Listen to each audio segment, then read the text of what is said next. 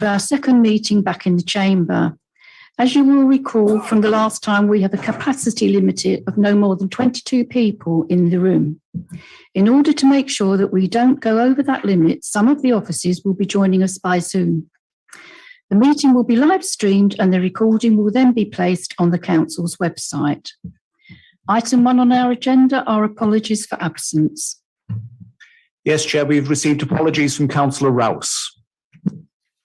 Thank you. No other apologies? None received, Chair. Okay. Item 2, declarations of interest. Councillor Liggett? Yeah, I won't be voting on the Brackenfield application, so I'm going to go out of the room. Thank you. Councillor Liggett, will you be speaking? No, okay, thank you. We'll be leaving the room, Chair. Thank you. Members are requested to declare any of the existing and nature of any disposable pecuniary interests and or other interests not already on their register of interests in any item on the agenda and withdraw. We've had that from Councillor Liggett. Are there any further applications? No? None received, Chair. Thank you. The first application is item 4. And sorry, Chair, we're at the minutes at the moment. Sorry, I'm ahead of myself again. Minutes of the last meeting. We now have the minutes of our meeting. I hope everyone's managed to have a copy of these. I know some members didn't get paper copies in advance. Thank you. Is there a seconder? Thank you. All those in favour? Any against? Any abstentions? The motion's been carried. The main business.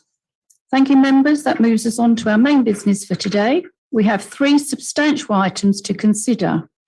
We will also receive an update on the current Section 106 agreements. As you can see, each of the items has its own report with the Section 106 update to be taken at item 8. I am happy with this and intend to consider the reports in this order. Before we do, I would like the clerk to explain for the benefit of members, speakers, and those watching on YouTube how we will deal with the applications. Right, thank you, Chair. This is the procedure for considering applications at the meeting. We will consider the 3 applications in the order that they are set out on the agenda, although there will be a break after each item to allow our speakers for them to arrive. The Chair will introduce the item, then ask the planning officers to refer members to any late comments or updates received since the agenda was issued.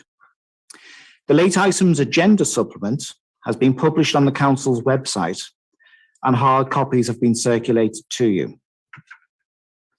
The planning officers will then give a brief presentation setting out the application plans and photographs from the site. After this, the Chair will ask each of the speakers, any ward members first, followed by objectors, then the applicant or their agent, to speak to the committee. Each speakers will have 3 minutes to put forward their views. There will be a reminder given by the clerk when 30 seconds remain. At the end of the speaker's 3 minutes, members of the committee will have an opportunity to ask the speaker questions, if necessary, to clarify any points they have made. When we have heard from all the speakers on an application, the Chair will open up the meeting for debate and determination by a vote. The votes will be taken by roll call. Once the application which the speakers have come to sort of give a contribution on has been dealt with, they may leave the chamber. If they choose to remain, however, that they will not be allowed to participate further in the meeting from that point. They will also be required to leave the chamber once the committee has decided on the application which they've spoken on. As you're aware, this meeting is being live streamed on the Council's website, and obviously others may choose to copy this from the internet. Thank you, Chair. Thank you. We'll move on to the first application, which is NED/21/00938/FL at Brackenfield. In line with our normal practice, I'm going to ask the planning manager and officers to tell us about any late comments, reports that have been produced, and to give a brief presentation showing any photos and plans of the site. I will allow the officers to complete the presentation. Consequently, members, could you please reserve any points of order or questions about the process until the end? There will be plenty of times for questions later on. Excuse me, Chair, shall I now bring the speakers who've arrived Oh, into yes, the room? please. Thank you, Chair. Hello, if I may, you're able to arrange for me to share my screen for the presentation, please.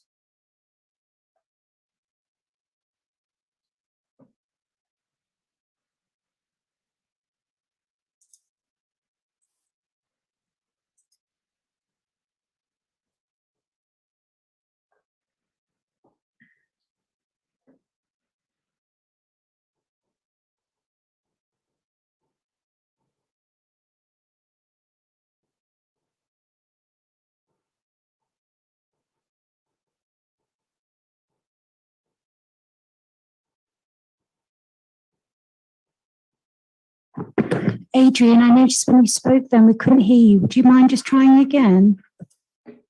Can you hear me now? No, we can't hear you properly. Just bear with me. I'm just going to resolve that.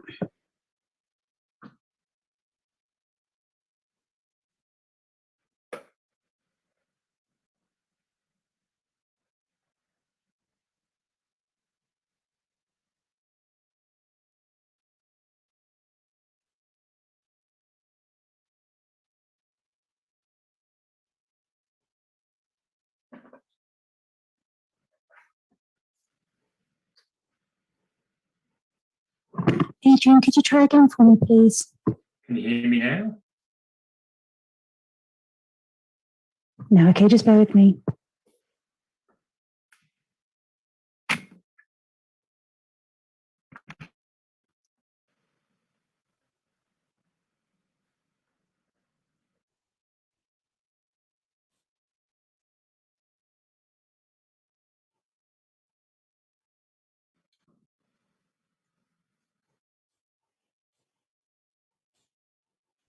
Apologies, we just have a slight technical hitch.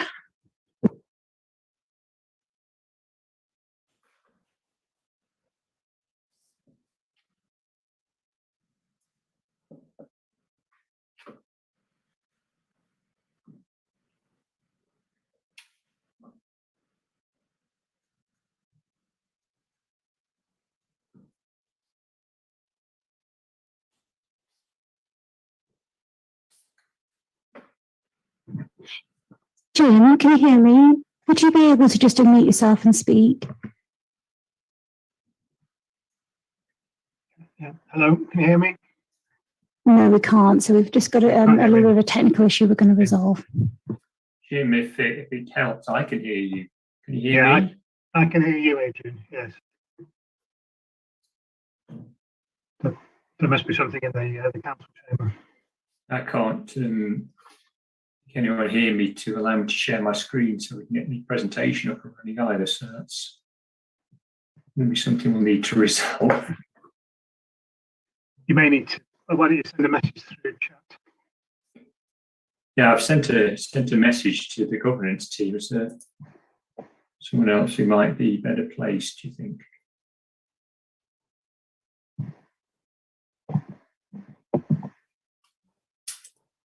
See if I can get hold of Martin.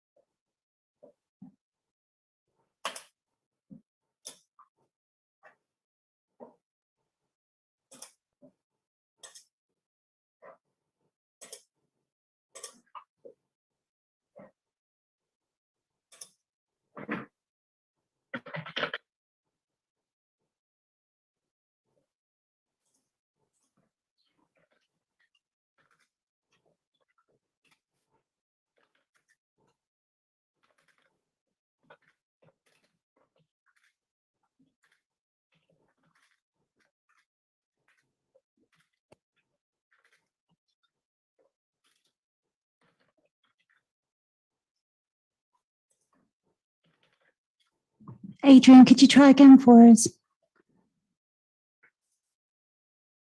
Can you hear me now? Yes, we can. That's wonderful. Thank you. Just while you're there, Nikki, are you able to ask somebody to allow me to share my screen so I can bring the presentation onto the screen? Yeah, no problem. Just bear with me a moment.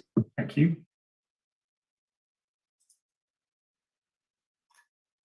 You should have rights now.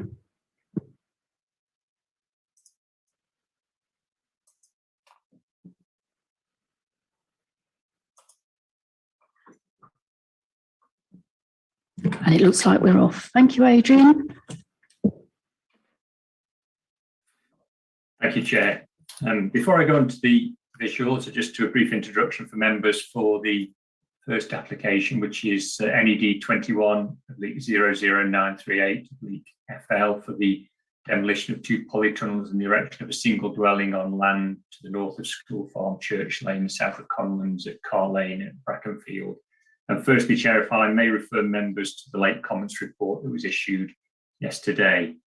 As members saw on the site visit yesterday, Chair, this application seeks consent to construct a single dwelling on an agricultural area of land. The dwelling would be 1.5 stories high and occupy primarily the site of 2 existing polytunnels. Brackenfield has no settlement boundaries, Chair, and so the site lies in countryside for planning purposes where new development is strictly controlled. It's also located in an area of multiple environmental sensitivity, Chair, as defined in the publication draft local plan.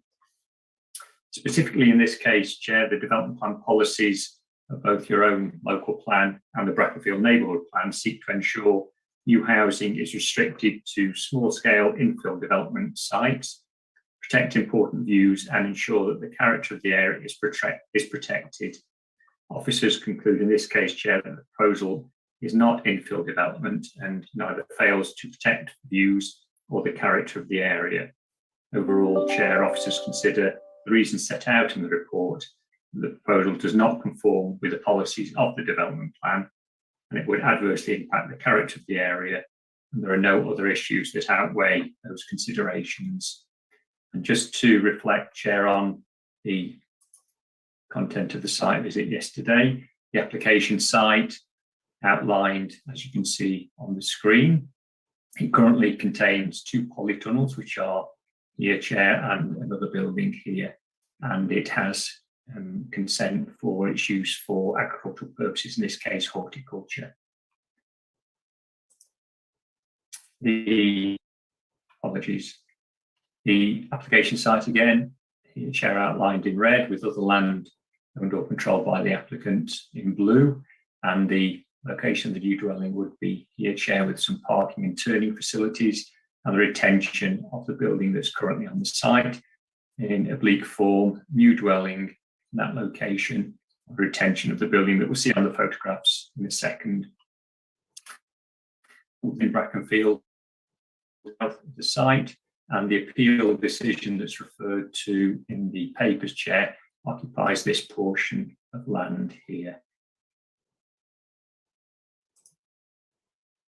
In terms of larger scale drawing, 2 polytunnels you can see outlined and shaded on this plan, Chair, and then the proposed dwelling you see superimposed on them with the parking and turning facilities, the retention of the storage shed. And in terms of elevations, these are the 2 side elevations of the proposed building, and then the front and the rear. That's a visual view of the proposed dwelling. And just some photographs, Chair, to remind members of what we saw on the site visit yesterday. This site consent to be used for horticultural, i.e. agricultural purposes. There are 2 polytunnels you can see in the foreground and the building in the background, which will be retained should consent be granted. And looking from the site towards Brackenfield, this is seeking to share the relationship of the site with other nearby but adjacent premises, and these form the dwellings that I've referred to. There's this area of space and gap here, Chair, it's referred to in the report, and the appeal site is occupying this area here, and that was appeal for 2 dwellings that was dismissed on appeal relatively recently. And then, Chair, looking back from the access here, this is the public footpath referred to, and you can see the existing development on the site, the 2 polytunnels and the other building that's referred to. And finally, Chair, another view of that from a slightly different angle. This is the discussion that we had yesterday regarding the views that are referred to in the Brackenfield neighbourhood plan. I think that's all on this one, Chair. Thank you. I'll intend stopping sharing my screen, Chair. If you want me to bring the presentation back up, then do please let me know. Thank you, Adrian. I'm now going to invite the speakers to address the committee. As the clerk explained, they will each have 3 minutes to get over their points. They will be informed when 30 seconds remain. As members, you can ask them to clarify any matters that have been raised, but remember your questions should only relate to the points which have already been made. Our speakers will address us from the table that's in front of you. And the first speaker is the ward member, Councillor Charlotte Coupit.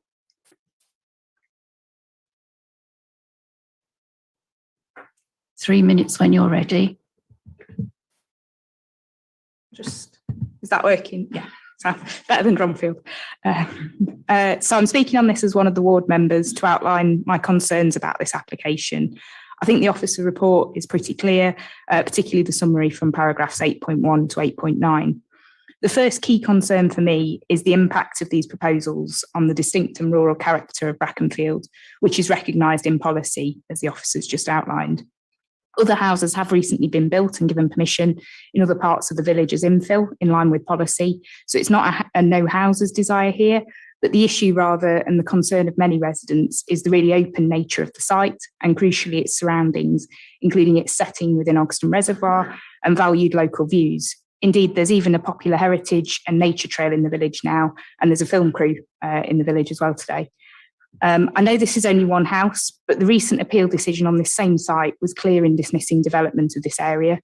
Whilst the appeal was for a different application and a different part of the plot, the inspector was surprisingly clear and categoric on the importance of this area as a gap. To quote, "The gaps between buildings in this area are an integral component of the local distinctiveness," and the inspector also recognised the weight the neighbourhood plan affords to historic views. And this application would, I think, interrupt those views, unfortunately still, even with the previous proposals of the dormer bungalow and the current proposal. The inspector also categorically stated that the personal circumstances of any applicant didn't override these concerns. With this, the second key point for me is that I don't consider this site as previously developed. As the officer report details, the polytunnels should have been removed when the site was stopped being used as a nursery, so they shouldn't be used as justification, as the site is still a greenfield and rural space. To consider it as otherwise could have ramifications elsewhere. I understand personal circumstances have been put forward as mitigating circumstances in this application, and I'm genuinely really sorry, but I just don't believe these can override the clear officer recommendation, as well as the objections of the parish council, residents, and the neighbourhood plan group. Regardless of personal sympathy here, I think both the councils and the neighbourhood plan policies are clear, and the neighbourhood plan passed with an overwhelming and strong majority because the village wants to protect its unique and rural character. These policies shouldn't be bypassed, particularly given the recent appeal decision, as it would risk harm not just to this site, but potentially set wider precedents and consequences. So I support the officer recommendation of refusal here. Thank you, Chair. Thank you. Are there any questions?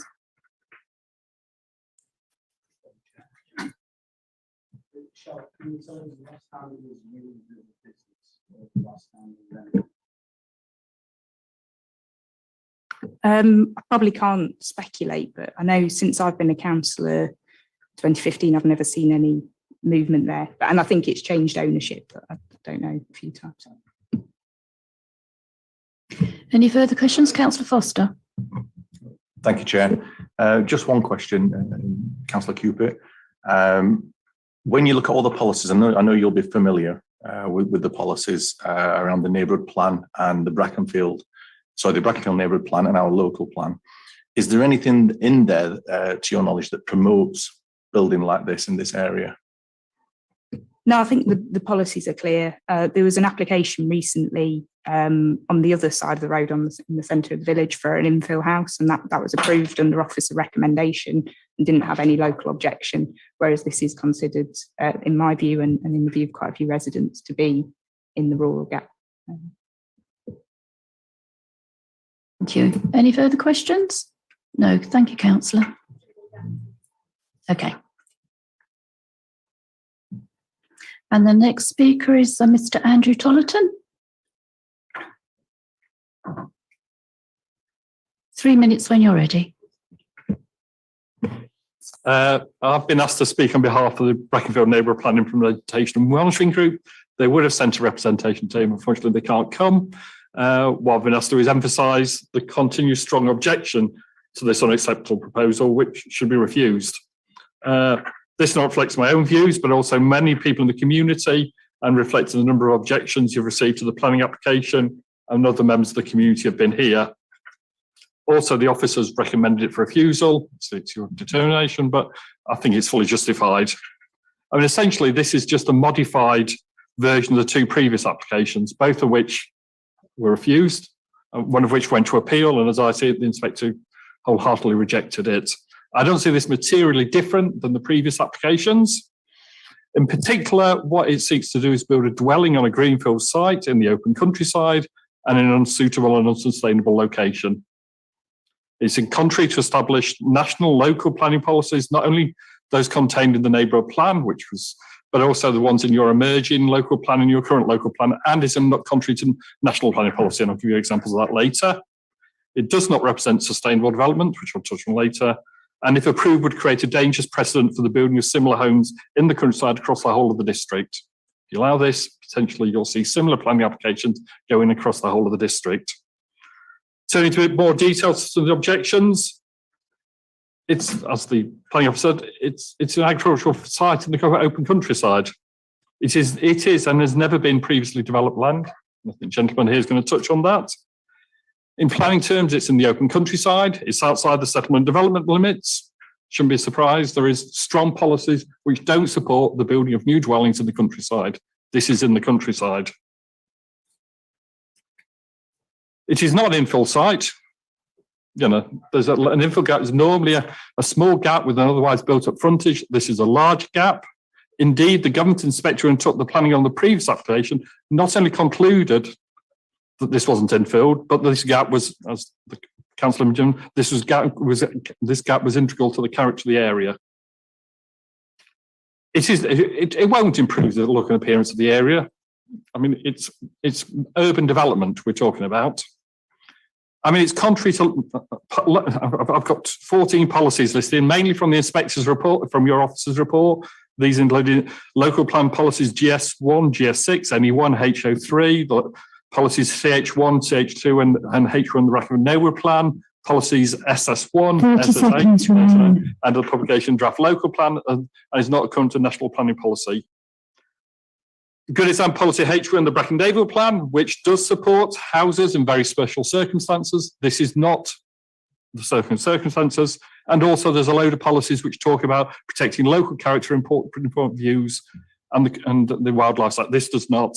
And the last point I'd like to make, it's in a sustainable location. If you allow development here, Brackenfield has got very things people will have to drive to get to local services. It's not suitable, it's not sustainable. For these, it should be refused. Thank you. Thank you.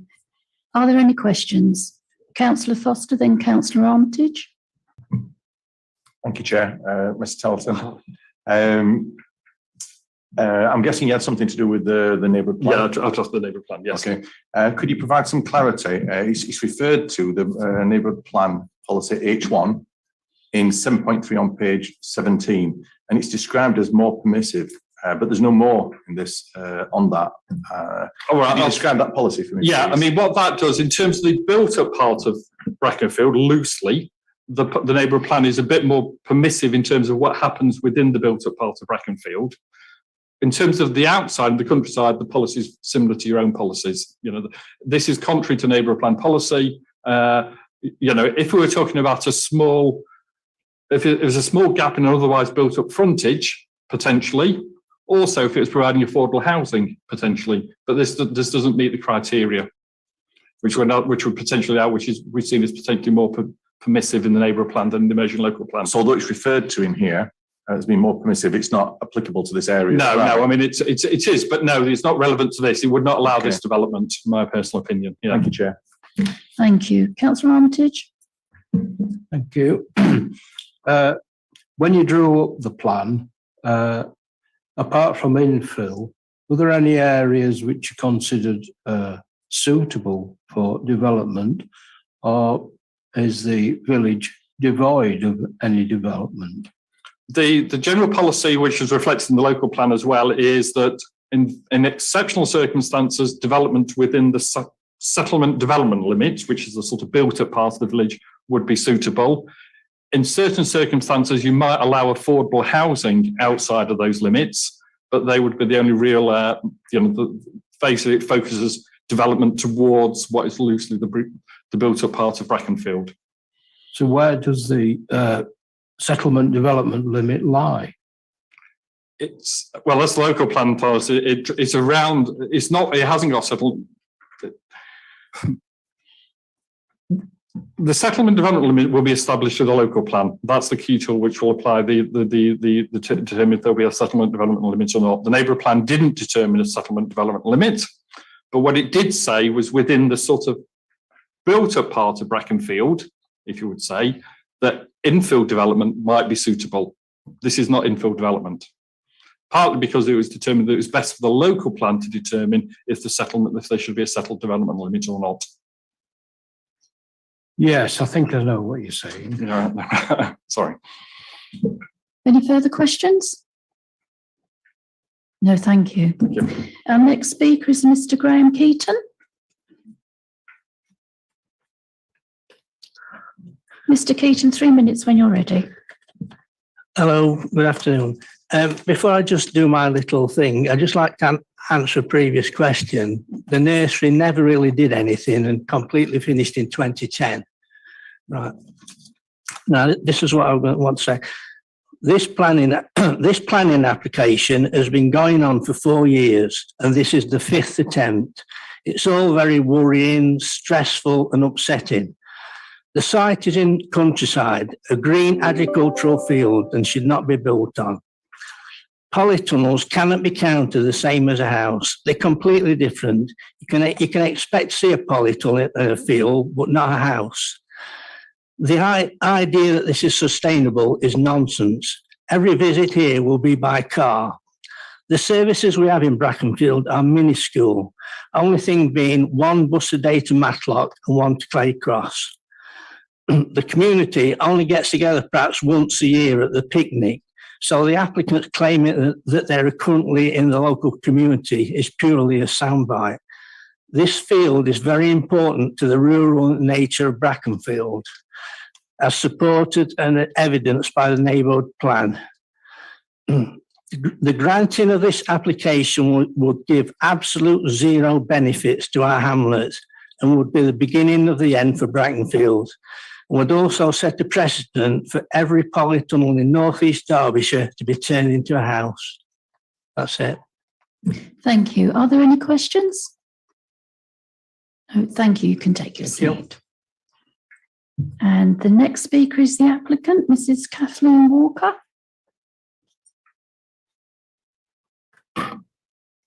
3 minutes when you're ready, Mrs. Walker. Good afternoon. Being part of the farming community, myself a farmer's daughter from Matlock, and my husband are involved in farming and agricultural contracting, it has always been our dream to create a small holding which will include an orchard and sheep so we can enjoy the land with our children and grandchildren. In 2016, we were fortunate to be able to purchase Leafield Nursery. We wanted to build on the site of the polytunnels and leave the field. However, we were advised by a planning consultant to apply for permission on the land opposite the semi-detached houses on Carr Lane, but this was refused due to the visual impact. We attended a parish council meeting when it was suggested that building the property on the site of the polytunnels would be the preferred place. We changed planning consultants and we initially applied to replace the barn, but the reality is that we need the barn to manage our land, so we withdrew that application. As a family, we had a rethink, and it was advised that we should consider building on the location of the polytunnels, which the council would like to see removed. This fitted with what the parish council had said to us. I would ensure that our home was positioned next to the row of trees instead of the open field. As 5 years has now passed, we are increasingly keen to become a more integral part of this community by building a dormer bungalow on the site of the polytunnels and making efficient use of our land for agriculture. We regularly spend time at our site. Since we have owned it, we have significantly tidied up the land by removing the raised beds, and we reseeded the area so that we can sustain several sheep over the summer. We provided photographs of the improvements to the planning officer. Over the years, we've accumulated a vintage tractor and farm machinery which have been stored on local farmers, including my parents. If you allow us to live at Leafield Nursery, we can have everything in one place in the existing barn and be able to enjoy using them to work our land without having to come and go. We want to continue to care for our land, enhance the appearance of the site, encourage wildlife, and become more active members of the community. The building would be constructed using local tradesmen and local materials, including stone. We have checked that all the technical issues can be addressed, including drainage, and we are currently living in rented accommodation, which unfortunately expires at Christmas, so we will become homeless. We ask that the council to look favourably on our genuine attempt to improve the appearance of our land, and Charlotte will speak to you about the planning policies. Thank you. Thank you. Are there any questions? Councillor Elliott? You said you removed all the raised beds. Yeah. Because you weren't using. But the previous owners had a nursery. Yeah, and when we. Why did you not remove the polytunnels? Because we have things in the polytunnels. Instead of having everything outside, we keep family things inside. Just general. I do a bit of chopping wood for our log burners that we had in our house. The kids have got machinery, the younger children have got things, so we just tend to keep stuff out of sight. I don't like to have things out on display. Yes.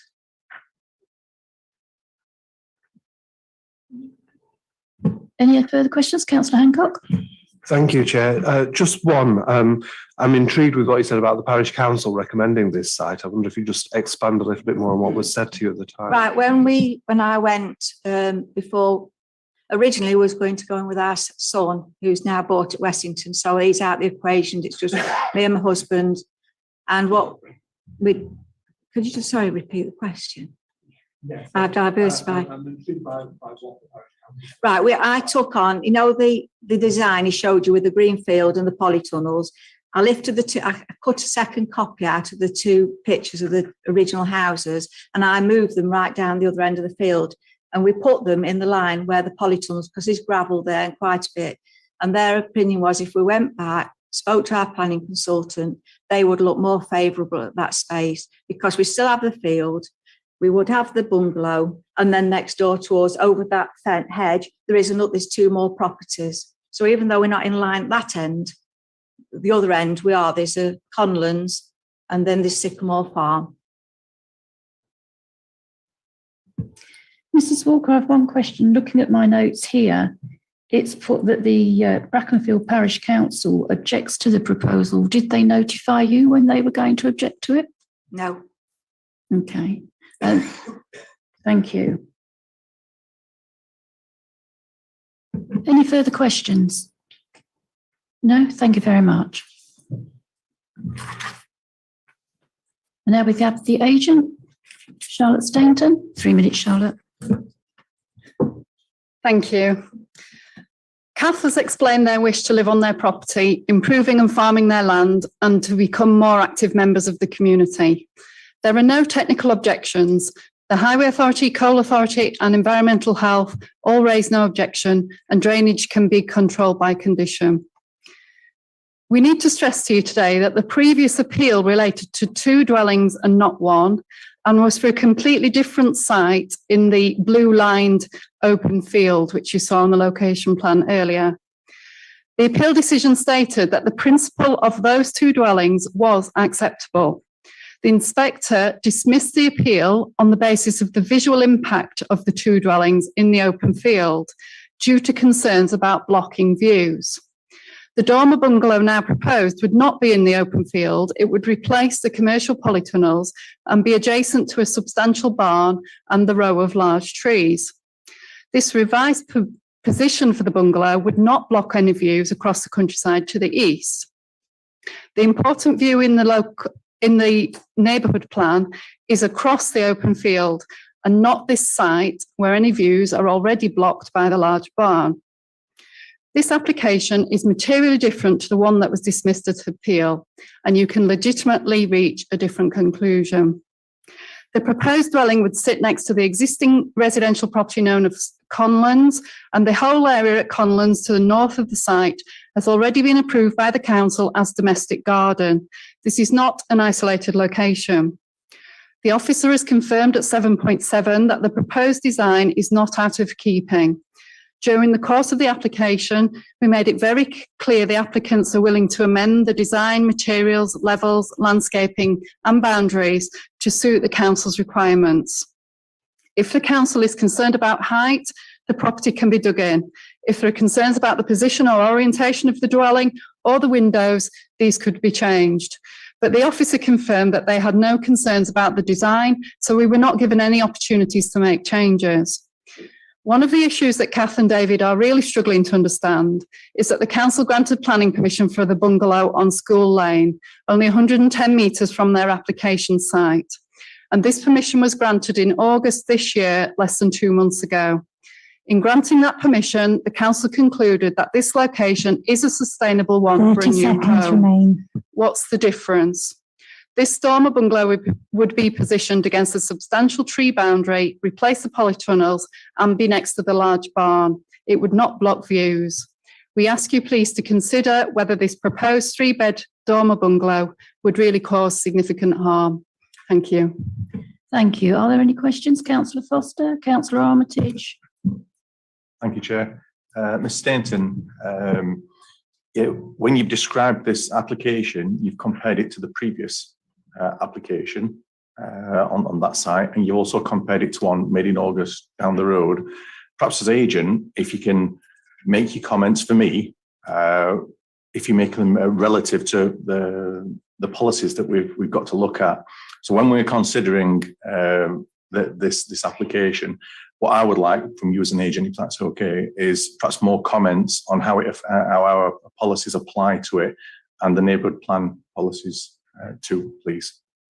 Yeah, as you've heard earlier, the appeal inspector pointed out that actually the neighbourhood plan policies are more permissive than the current local plan policy. So that's the adopted local plan policies. The Brackenfield does not have a settlement development limit. So you heard a previous speaker referring to the fact that development is acceptable in Brackenfield, but as long as it's within the settlement limit. Well, we don't have a situation where we have that clear demarcation. We're not told in any policy document where new development is acceptable. So what you have to do as decision makers is consider each case on its merits, as you're often told to do, and decide whether or not you consider this development to result in significant harm. As you know, you don't currently have up-to-date local plan policies, so you're relying on the national planning policy framework to guide you towards what is sustainable and what isn't in the context of the neighbourhood plan. So there is certainly a policy context there, which has regularly resulted in planning permission being granted in countryside areas outside settlement development limits and for replacement buildings, including agricultural buildings, all across the district over the last few years. I hope that helps. It does. Just one small point, Chair, if I might continue that same point. You're right about we don't have a local plan in place yet, but it's been publicised already. It's been published, and we know here we have to put a certain weight to that already because of the state the current state it's at. It's progress. Thank you. Sorry, was that a question? No, what I'm trying to do, I'll perhaps put that question to officers, because you've said we've got to look at the adopted local plan, but here we know from previous applications that we do have to put weight on the emerging local plan. As decision makers, that's your decision how much weight to put. That's right, correct. yeah. Thank you. Thank you. Councillor Armitage? Thank you. It's been claimed that the property is not sustainable, but across the way, there's another house that was passed. I mean, is that sustainable, or why was it passed? And it wasn't even shown on the map, on the plan. I have a problem with this because we can't, on the one hand, argue that it's not sustainable to build in Brackenfield, and then on the other hand, 100 metres away, grant planning permission for a bungalow. And each case does have to be considered on its merits, but we don't have a blanket ban on development in Brackenfield as has been presented in some of the objections. You need to look at this individual case and the visual impact that it will have. And the inspector was clear that the principle is acceptable. It's about the visual impact and whether or not that's acceptable. And the visual impact of this proposal is significantly different to the appeal case. Yeah, and we do seem to be missing one or two things. I mean, we've had the view across the field from the open side, but we never had a view from the other side where it shows surely the close proximity to the other buildings. Would you agree on that? Yes, I would agree. I think it might be helpful if we could have a look at the image from the gate, the site gate down, because that shows that actually there's a very substantial existing barn on the site which will remain. There's substantial trees down the side of the site which will remain. And the views that the inspector was concerned about would not be obstructed by this development. Right, thank you. Adrian? Please, can I say? No, you can't. I'm sorry, you've spoken. Adrian, could you bring up the site, please, of the view from the gate?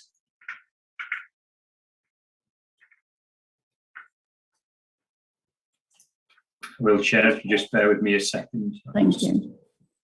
Try and work the...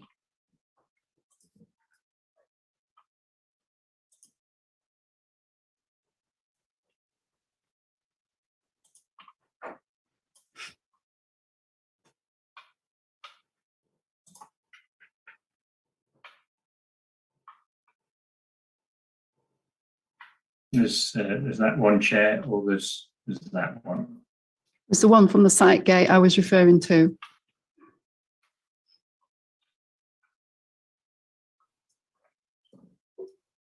It's before that one.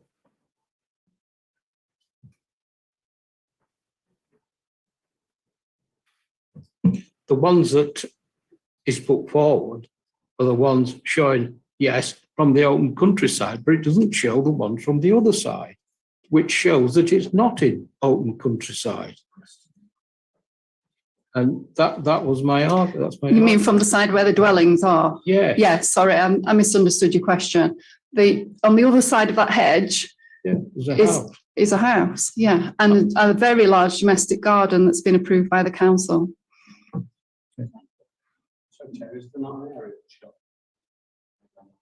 No, there isn't one that shows. There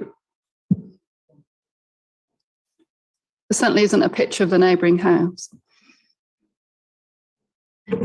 Councillor Ridgway. Yeah, I'm just curious about the height of this building. You say it's a 3-bedroom dormer.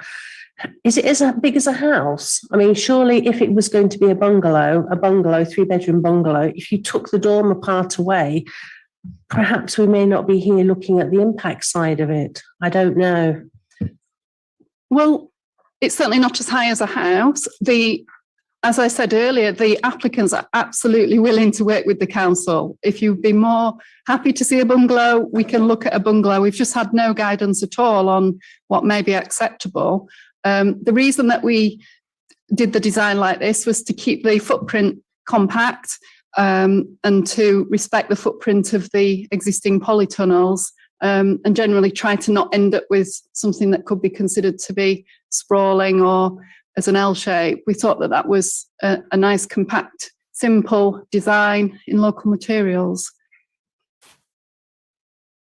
What we could do is dig it in, as I did say in my speech. If you want to control the levels, we've got no problem with that at all. Just quick, briefly, and then Councillor Hall. Yeah, through the chair, please. On the website, there is actually maybe the best what you've requested about in an elevation shot. There is a location plan. Sorry, that's what I was looking for. Maybe that's what the councillor was wanting to see. I don't know. But there is a shot, not a shot, but a drawing of the neighbouring house and the close proximity to it. Yeah, that's what we submitted, councillor. The point I was making is that there were no photos of the fact there's a house next door. Okay. Councillor Armitage. Yeah, on the shot, looking down onto them, the road seems considerably higher than what the actual, where the site's going to be. Could you confirm the difference in height, if there is a difference?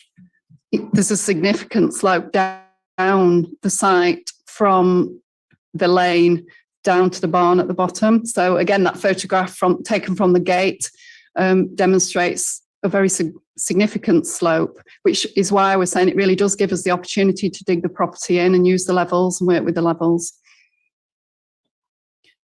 Thank you. Are there any further questions? Councillor Elliott. I know there's been a few that have been refused, and then you speak about, you know, wanting to work with the council to see if we can get something for it. Has it ever been in outline to see if we actually would allow a building there full stuff?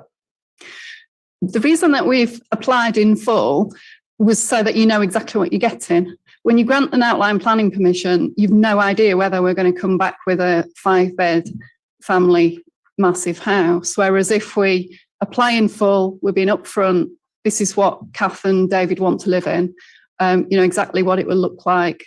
There's no secrets. So that's why I advise them that the full route was the best way forward on this.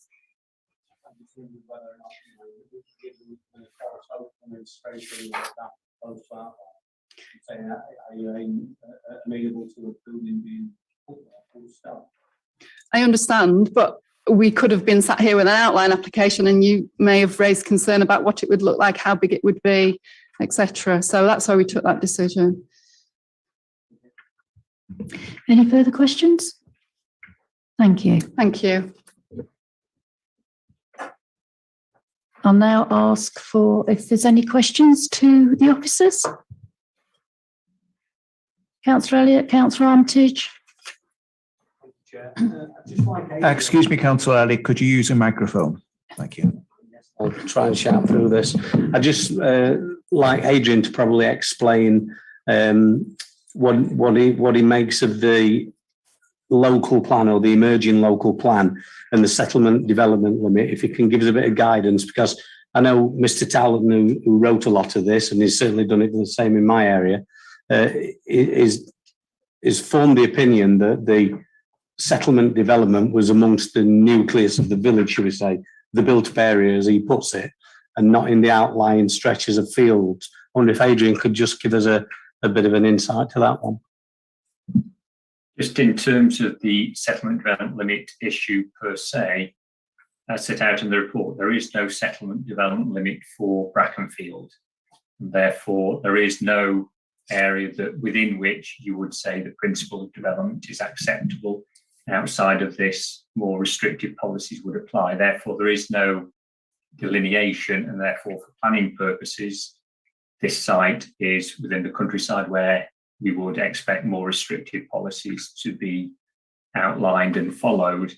But the debate that you may have in a second must follow the principle: what do the policies of the development plan say? First of all, that has to be a starting point. What is your conclusion in respect of them? And then, are there any other material considerations that outweigh that? So it's It's a relatively straightforward process, and I'd advise members to follow that logic in coming to your conclusion. Just in terms of the development plan, the fact that your current extant local plan is elderly, i.e. it was adopted in 2005, doesn't make it out of date and not part of your consideration. You need to consider whether its policies are in conformity with the National Planning Policy Framework. And if they are, you can place weight on those policies. So the fact that it is a plan adopted in 2005 doesn't mean you should disregard it. And in that regard, the policies of that plan seek to ensure that countryside areas, of which this is one, is protected from inappropriate development that is likely to adversely impact the character of that area. In addition to that, Chair, the Brackenfield Neighbourhood Plan is an adopted part of the development plan. It was adopted very recently in terms of years. I think it was 2019. Therefore, you should place weight commensurate with that time of adoption on its policies. And in that respect, again, I would advise that the Brackenfield Neighbourhood Plan is very clear in that it only permits small-scale infill development. And you've heard Mr. Talton give his view on what infill development is, and I would concur with him. This site does not represent infill development in planning terms. Therefore, that would lead you to conclude that the Brackenfield Neighbourhood Plan in that respect was against this form of development. On top of that, Chair, there is the policies in respect of important views and otherwise backing up the policies in the extant local plan in respect of character and appearance of the area. And again, as officers, we will conclude quite clearly on those elements that this proposal is contrary to those policies. And then finally, Chair, as I think Councillor Foster discussed, you have your publication draft local plan, which is getting well on down the line towards adoption now, and therefore you can place weight on it and its policies commensurate with that stage of preparation. And in its regard, again, it reinforces what the Brackenfield Neighbourhood Plan says in regard to only small infill development within settlements such as Brackenfield, and also in respecting the character of the area. And as set out in the report, again, Chair, the area of multiple environmental sensitivity, which this is one of those sites where you've heard planning inspectors recently place great weight on that. So in terms of development plan policy, Chair, as officers, we will conclude that clearly this site is contrary to your development plan policies. Then it's a matter for members to weigh whether you believe there are other material matters that outweigh that harm to policy. And I personally have heard nothing this afternoon that, in my opinion, would outweigh that. And I would, as always, Chair, ask members to be very wary of how much weight you place on the personal circumstances that have been set out for you this afternoon, because they are not necessarily ones that you can control through any planning permission and conditions, and may change very quickly and rapidly, and therefore be lost. I hope that helps, Chair. It's perhaps a bit longer than Councillor Elliott would have wished, but I hope that's helpful. Thank you. Councillor Armitage. Yeah, it's to Adrian, really. It's all very interesting to quote one policy and then another, but we've had two appeals where one inspector said little weight should be put on the emerging one, and then another one said great weight should be put on the. So it makes us, where do we go from here? As far as I can see, but where would you advise us on this, Adrian, as to which policy we use when we consider that two inspectors have both said the opposite to each other? The advice I would give to members, Chair, is that recently inspectors have been placing greater and greater weight on your publication draft local plan. But as I said at the start of my response to Councillor Elliott, your extant local plan can still carry full weight if its policies are in conformity with the National Planning Policy Framework. In this instance, Chair, protection of countryside areas from inappropriate development, to my mind, is fully compliant with the NPPF. And so, as far as I'm concerned, you can place weight on that policy, the full weight that it would otherwise attract. But in this case, you've also got the second element of the development plan, which is the Brackenfield Neighbourhood Plan, recently adopted. And again, Chair, that its policies are clear, in my opinion, are clear in how you should be determining the application, and that is to resist this form of development on this site. I hope that helps again, Chair. Thank you. Are there any further? Councillor Foster?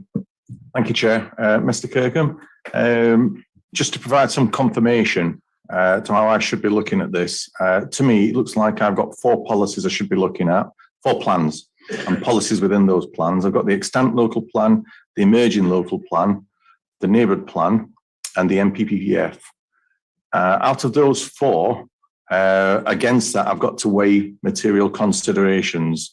And it says on page 25 that in your view, there's no material considerations.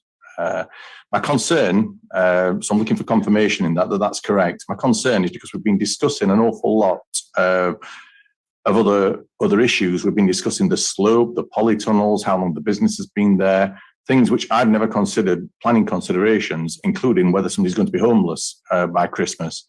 So just confirmation that I'm thinking in the right direction. We've got those 4 plans to look at and no material considerations. Thank you, Chair.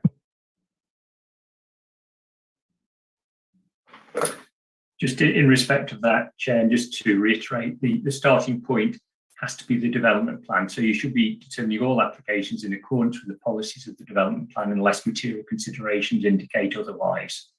In this case, the development plan is the local plan and the Brackenfield neighbourhood plan. They are the primary elements, and they are the development plan per se. Your other considerations will be your publication draft local plan and its policies and the MPPF, and then other matters that you may take into account. So in essence, Councillor Foster's right, it's the development plan first. What is your conclusion in respect of your reading of those as a whole? And if you were minded further to those policies to conclude that they are contrary to this proposal, and you're looking at any other matters that might outweigh that. And in that respect, you've got your publication draft local plan, which is nearing adoption. You can place weight on its policies, in my view, but I don't think that contradicts your development plan considerations, nor do I consider that the MPPF would outweigh your development plan considerations. In terms of other matters, that is ultimately for you as members, but you must take a view as to whether, on your conclusion on the development plan policies, whether they outweigh that conclusion. And you may consider that site-specific issues are so material as to outweigh that consideration. But in this case, as officers, we don't believe there are any other matters that outweigh that site-specific issues or other elements that we've talked about. Just in terms of the agricultural issues, Councillor Foster raised, Chair, agricultural development, as on this site, means that this site is not previously developed land. So you shouldn't take into consideration an element of whether this site is previously developed or not. This is agriculture, and as you've heard from one of the speakers at least, the form of development on this site is one that you would normally expect somewhere in the countryside. And if you were minded to outweigh that by saying that a new dwelling on the site would be beneficial, I agree that that sets quite a difficult starting point for the considerations of similar applications all over the district. And just finally, Chair, the issue of the personal matters, I emphasise again for members to be very careful in how much weight you put on personal circumstances put before you. They are transient and sadly by nature, can't be controlled necessarily by planning condition, and can change very rapidly and be left not pertinent to how development takes place. The development takes place and goes with the land, not necessarily with the persons or the applicant in this case. I hope that's helpful, Chair. Thank you. Are there any other questions? No. Thank you, Adrian. This leads us to the final part of the process, our discussions about what we've heard, what we think, and what we would want to decide. But before going any further, I would like the clerk to remind us about motions. Right, thank you, Chair. Please bear in mind, members, that a motion must be moved and seconded before a vote is taken. If an amendment to a motion is moved and seconded, then the amendment will be voted on first. If a motion is to be moved which goes against the officer recommendations, then the member who has moved the motion must give the reasons for doing so. The reasons for moving a motion against officer recommendations should comprise the relevant planning issues and be supported by evidence as necessary. If a motion to reject officer recommendations fails, or in other words, it is not passed, that doesn't mean to say that the recommendations are automatically approved. Rather, you will need to take a positive decision through a further motion in favour of the recommendations or another course of action. This will need to be approved by the committee through another vote. In terms of the timing of motions, these should be moved and seconded after the committee has heard, read and discussed the evidence before it. The chair will indicate when this point has been reached and will then invite some motions to be put. Members will be reminded of this by the clerk if they wish to propose a motion before then. Thank you, Chair. Thank you. I'll open the floor for debate if anyone wants to. No? In which case I will put a motion forward, and that is to recommend we agree with officers' recommendations. I'll second that, Chair. Go to vote. Thank you, Chair. Members, if you could clearly state for, against or abstain for the motion to refuse. Councillor Armitage. Against. Councillor Cooper. For. Councillor Elliott. For. Councillor Foster. For. Councillor Hall. For. Councillor Hancock. Against. Councillor Hartshorn. Against. Councillor Jones. Against. Councillor Leggett's not here, sorry. Councillor Powell. For. Councillor Ridgway. Against. And Councillor Ruff. For. Okay, that's 6 votes for, 5 against, with 0 abstentions. So the motion to refuse is carried. Thank you. Thank you, ladies and gentlemen. I think we're going to have a short break. Yes, that would be marvellous, Chair. Say 10 minutes. Would that be okay, Chair? Yeah, that's fine. Thank you.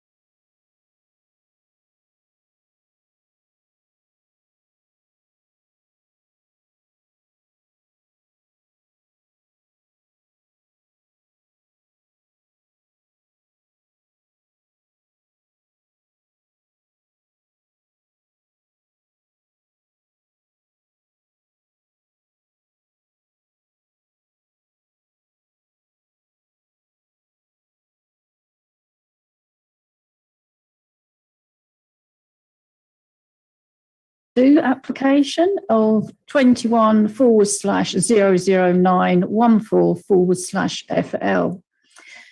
Over you, Adrian. I think it's my mic. I hope, I trust you can hear me, Chair. First of all, if you can just confirm that, that'd be great. Yes, I can hear you. Yeah, How are you good. doing down that end? Yep. If you want me to speak up, Chair, then do please let me know. But I'll speak hopefully a bit more clearly and more loudly, so that hopefully helps. Just before I go on to the presentation, Chair, I'll just do a brief introduction, reminding members of the elements of the application that are pertinent. Adrian, could you just hold fire for a moment, please? Sorry, there's an echo. I don't know if something's been left switched on behind us. Does this need switching off, please? If you all turn your mics on. Do you still get the echo?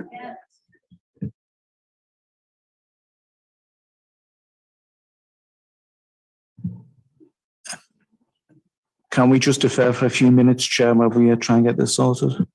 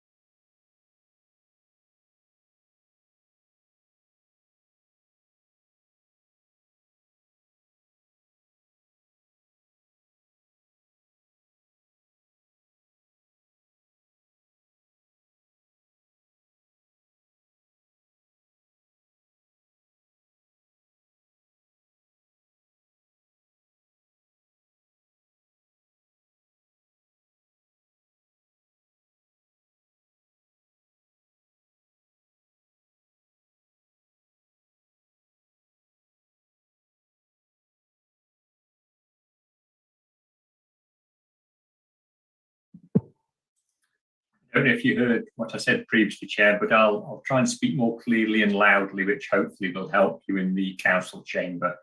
Before I go on to the visuals, Chair, I'll just do a brief introduction to update members on the pertinent issues. But firstly, Chair, just refer members to the late comments report that was issued yesterday. And most importantly in that, ask members to note the comments made by the Derbyshire Wildlife Trust. This application, Chair, seeks consent to spread soil on an area of land, increases its height from approximately 400 millimetres to a maximum height of 1,000 millimetres, i.e. 1 metre. It is proposed to use soil from elsewhere on the holding from a site granted consent for housing, although if approved, this application could stand alone and be implemented by using soil materials from elsewhere. Development plan policies in this case, Chair, seek to ensure that the countryside is protected from inappropriate development that would adversely impact its character and appearance. Officers conclude, Chair, that in view of the limited nature of the proposal, that for the reasons set out in the report, the proposal would not harm the character and appearance of the area, and that there are no other considerations that outweigh that, and therefore that's led us to recommend approval of the application. Specifically, Chair, it should be noted that there are no technical objectors raising concerns about the application, and nothing in respect of this application affects the permissions referred to for the housing site close by, and that all conditions and elements of that would remain standalone and need to be addressed in their own right. Finally, Chair, just for the sake of completeness, whilst all the late representations have been put in the pack that's been sent to members, officers were copied into an email sent yesterday by Mrs. Evans, who will, I believe, address you this afternoon. And that email was sent to the MP, Lee Rowley, and also to Councillor Armitage, raising various matters. However, Chair, as the email was not addressed to officers, It's not been affected as such and put in our late comments report, but most of the points raised by Mrs Evans in it were included in any case in the late comments that she sent to us and which were included in the late comments report. Just to go through the visuals, Chair, just to remind members of the site visit of yesterday, the application site in this case, this area of land here, the previous application for retention of the soil dispersal is this area here. And just for the sake of the photographs to see in a second, this is the public footpath from which those photographs were taken, and they reference the trees here, Chair. And again, just for sake of completeness, this is the site that's been granted consent for housing that's been referred to. And Chair, the application site outlined in red and other land owned or controlled by the applicant outlined in blue. And you'll see that the area, Chair, that will be reprofiled by the soil is this area here. We do have two cross sections, AB, which we'll see first, and then CD, which we'll see second. The levels that are shown here reference the existing levels and the proposed levels. And as I say, it's graded from one of the elements that is about 400 millimetres higher than existing to the central point, approximately here, which is 1 metre higher. The profile AB, as you can see there, Chair, that's showing the 1 metre increase in height. And then the cross-section CD showing the increase in height long ways through the application site. And finally, Chair, just a couple of photographs. These are taken from the footpath, as I've mentioned, and the depression in the ground is this area just here, and these are the trees that are in the background. So it would be this area of land that would be regraded. And finally, Chair, just another photograph of slightly more close-up of that site. This is the area here. So you can just make out the existing depression in the land. I believe that's all the photographs, Chair. Thank you. Thank you. We'll move on to the speakers next. And the first speaker I have on is an objector, Mr. Mike McCann. If you'd like to take a seat at the table. 3 minutes when you're ready. Good afternoon, everybody. The first point I'd like to make is that I have absolutely no objection in principle to the proposal to spread soil on an agricultural field to make it easy to manage. My concern is the donor site where the soil is being sourced from. The donor site has conditional planning permission for 10 bungalows to be built, which as far as I'm aware, the conditions are still outstanding. If the topsoil is stripped off the donor field before the outstanding conditions are satisfied, then in my view, some of the evidence pertaining to those conditions may disappear. This will be the second time that this site has been disturbed in this way. If this is allowed to go ahead at this time, I fear that the housing development might be allowed to go ahead without the conditions being properly satisfied. The due process may not be properly followed, and effectively, the development work will have already started. I repeat, I have no problem with the principle of the application, but surely it cannot be allowed to go ahead until all the conditions related to the donor site are properly satisfied. Thank you. Thank you. Are there any questions? No, thank you. If you'd like to take a seat. Yep. And I believe our next speaker is the agent, Dominic Cooney. Thank you. You have 3 minutes when you're ready. Thank you, Chair. The purpose of this planning application is twofold. One, to avoid the need for 85 loads of soil being shipped off the site in HGVs on the roads through the village and the surrounding areas. And two, to instead use this soil to make an existing dip in the field slightly less deep to make it easier to farm the land there. It's a win-win situation with agricultural improvement of the land combined with reduced carbon dioxide emissions from road transport. You will have seen in the late items report before you that the Wildlife Trust is now happy with the application and the recommended conditions for reasonable avoidance measures. The site where the soil is to be removed from has both outline planning permission and reserve matters approval. And we completely understand the concerns of the objectors that this application will somehow circumvent the pre-commencement conditions on those permissions or mean that the necessary information will not have to be provided. And this is simply not the case. It's clear in the report that all of the pre-commencement conditions must be discharged on those applications, otherwise the permission will be rendered invalid. In fact, the neighbours will not be aware, but much of the work has already been done on those conditions, and the planning department has been kept fully informed along the way. Archaeology, badger surveys, appointment of an artist for the Public Art Commission, sustainable drainage systems.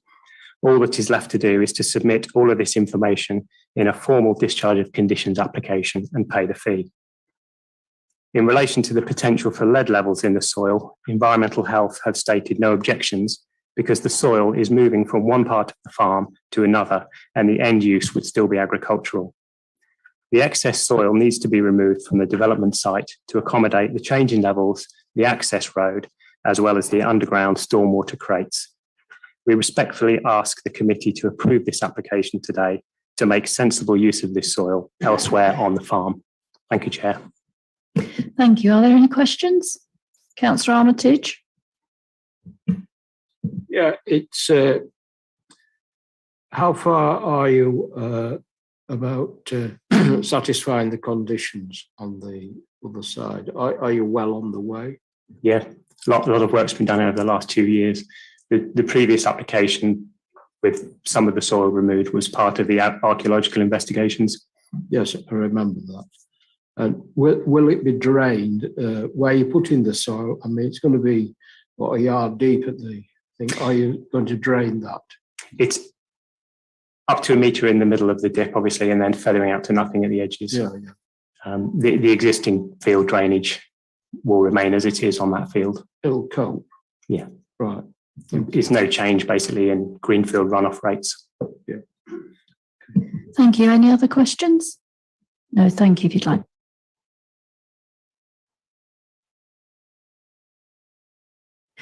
Are there any questions for the officers? Councillor Hancock? Thank you, Chair. I just have one because this is actually quite concerning because it does mislead us. I don't necessarily think it changes the overall view. But in 8.13 to 8.15, it actually says that the environmental health officer has not raised objections. That's not actually true because the email from the environmental health officer says no objections to the proposals in principle, which is a caveated statement and very different. It's saying that they haven't actually had the detail to assess that properly. So I think we need to be very, very careful how we're presenting information to members here, because if that hadn't been picked up, we could be talking about the movement of contaminated soil.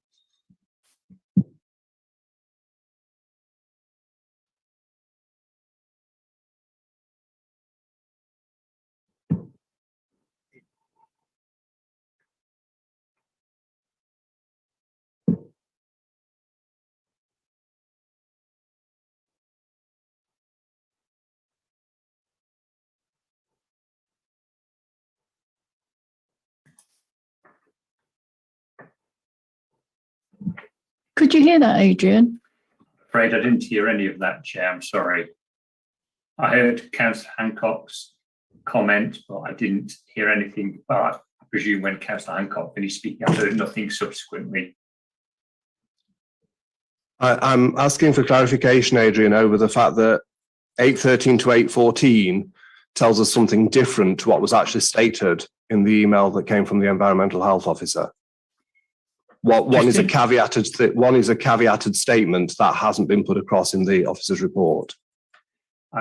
If I can ask for clarification through you from Councillor Hancock, Chair, I was under the impression that the environmental health officer had no objections to the proposals in principle. Yeah, in principle is a caveated term that has not been put in the report. The report actually states they have no objections. They're two very different statements. I apologise for any misunderstanding, Chair. The only comments I can see from the environmental health officer is that they have no objections to the proposal in principle. There's no further clarification of that from the Environmental Health Officer. So I've nothing further that I can put to members, Chair, I'm afraid.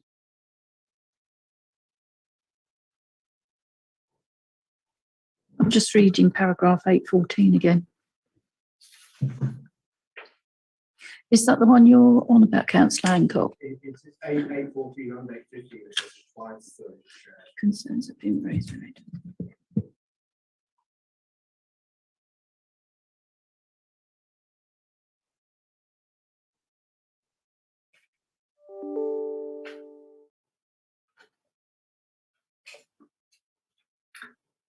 I hope you can hear me, Chair. I wondered if Councillor Hancock's concerns relate to the what's known as the donor site rather than this site.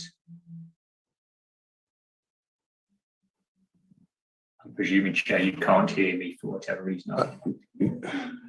Yeah, in principle it is, because the statement that's come from the Environmental Health Officer is that he's only giving an in principle decision, so he's not had the data to make a qualified answer.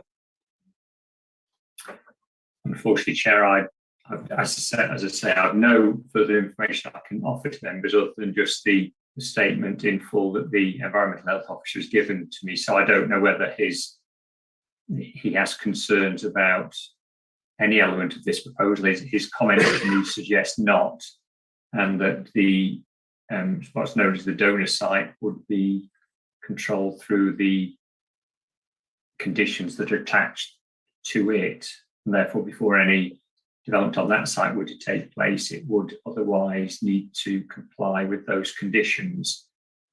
The statement that the Environmental Health Officer has given is purely and simply that, just a single sentence. I can confirm that I have no objections to the proposals in principle. Therefore, I have nothing further that I can advise members of, Chair, in that. And we've just accepted that on its face, that the Environmental Health Officer didn't state he'd got any concerns or want any conditions attached to this consent, and therefore we've not sought to probe further. We've just taken comments on as I say, on their face. Councillor Ridley? I think what Councillor Hancock refers to is halfway down 814. It says there are several conditions imposed on the outline and reserve matters application which require formal discharge. And I think that's what he's referring to. Has that been satisfied before the move? Yeah, and in 815 it does say, in view of EHO not raising objections to the application, so we're kind of taking this presumptive that everything is okay, but we've not got that clarity. Just on the issue that Councillor Elliott made, Chair, as Mr. Cooney pointed out, the permissions that relate to the housing site will need to be addressed in their own right.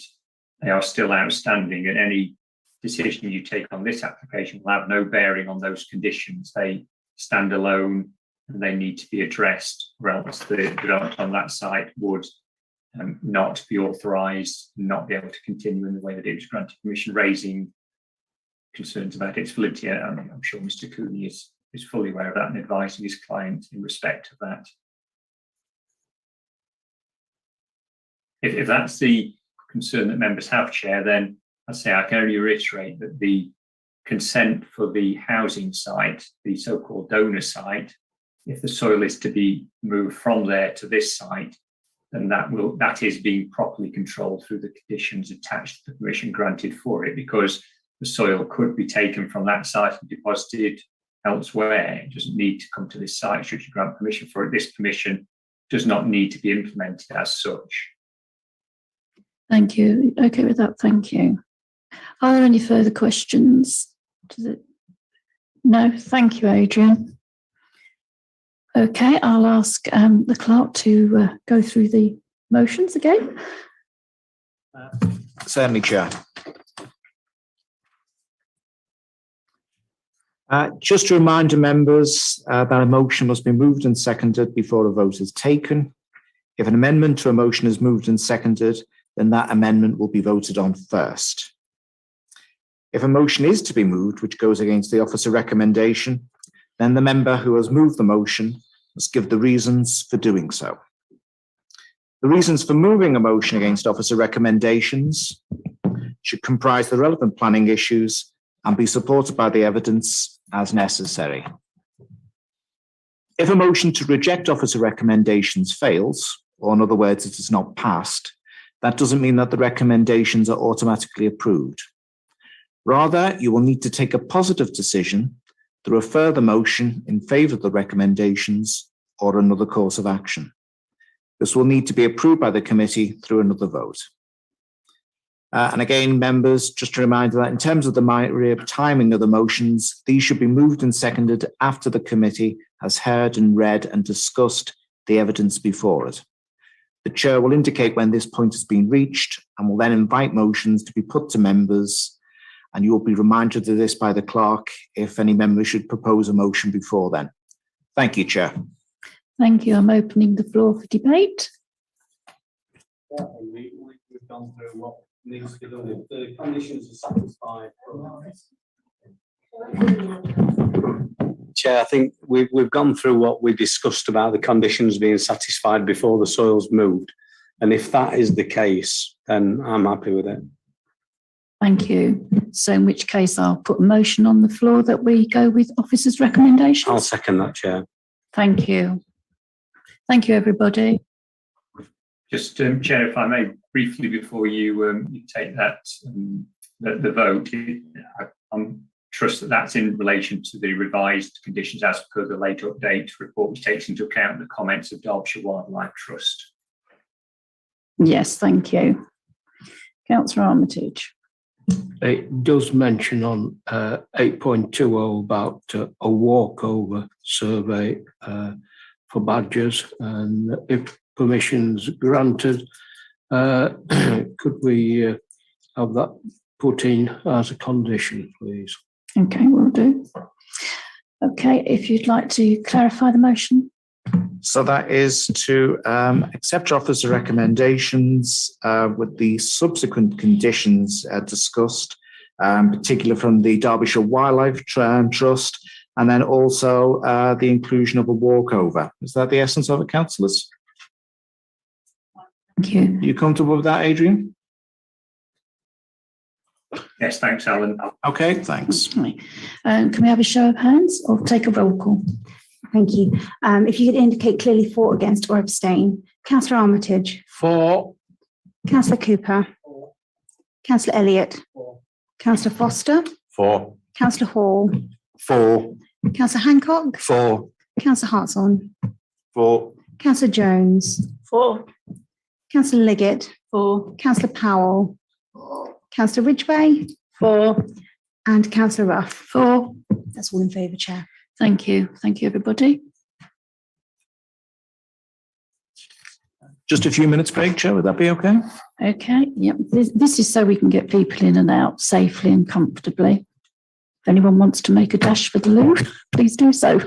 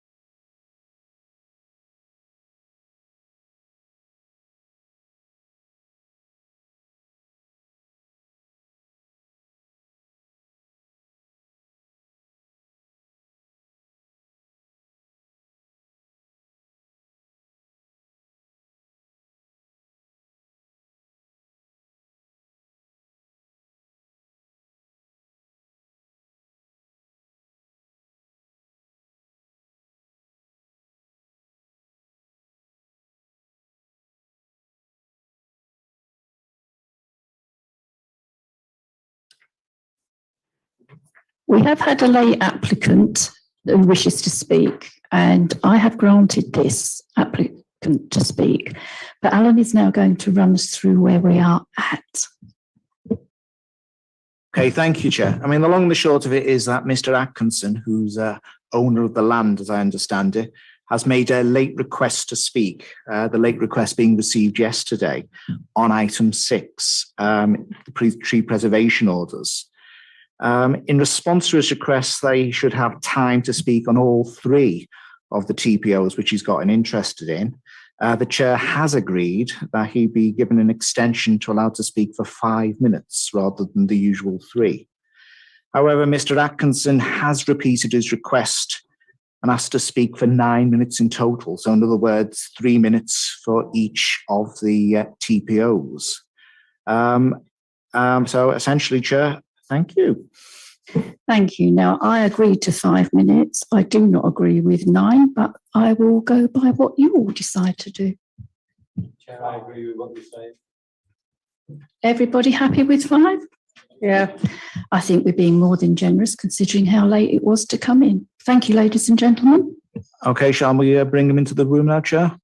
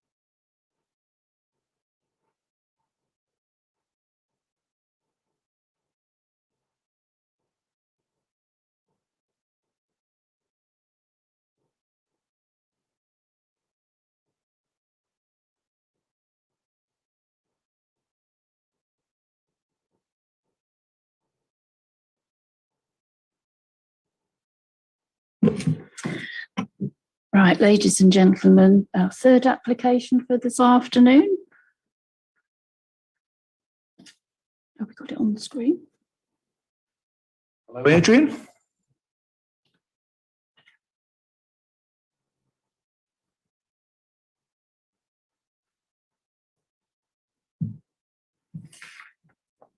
Right, as you're aware, this application is for a tree preservation order 280, 281, 282 and 283. These are the areas of trees and woodland at Ashover. The application report number is PM//04//21/222/AK of the Planning Management Development Management. Over to you, Adrian, when you're ready. Apologies for all that, Chair. Just having a couple of technical problems at my end, but hopefully you can hear me and now see me. Yes. Before I go into the visuals, Chair, just a brief introduction to the report. This report asks members, Chair, to consider the making of 4 linked provisional TPOs into formal TPOs, i.e. confirming them, and it seeks a view from members as to whether that confirmation should take place or not in accordance with the scheme of delegation. As in view of objections having been received to all 4 orders, it's not a decision that officers are able to take, it is one for the planning committee. Just as background, Chair, the members will be familiar with the interim Ashover TPO number 1, which was a large area order made back in 1944, which due to its age has increasingly been challenged as to its continuing validity. And the advice that we have from the council's legal team is that because of its age, it is increasingly difficult to rely on it to offer protection to the trees. As such, Chair, officers are determined to make 4 replacement orders, which, in addition to others that have been made on smaller areas of trees within that larger area, for ongoing protection for the trees covered. The orders, Chair, comprise 3 area orders and 1 woodland order, and it had been hoped that additional work could have been undertaken in the 6-month grace period that's given to confirm the orders to make them more concise and complete. But unfortunately, Chair, due to other work pressures, that's not been possible. And therefore, officers are recommending that the 4 orders are confirmed in their present form as per the provisional making of them. The orders do need, Chair, to be assessed and either confirmed or not by the 26th of this month, hence the need to come to members at this point without additional work which we'd hoped to be done being completed. As I've said, Chair, objections to all 4 orders have been received and as set out in the report.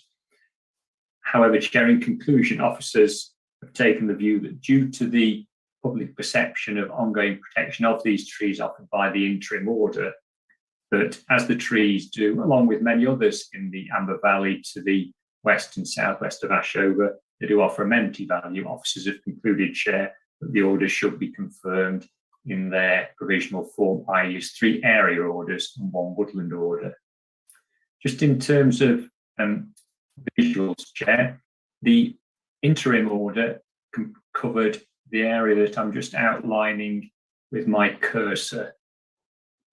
So it covered a large area to the west of Ashover and the east of Kelstedge. And in 1944, when it was made, it provided protection of all those trees within that area. And that is a copy of the plan that accompanied the order at that time, Chair. So the outline in red was the area covered by the order, Ashover to the east, and what was then a smaller Kelstedge to the west. And at the centre, you can see Marsh Green Hall, which is where I think Mr. Atkinson, who's due to address this, I think that's where he resides.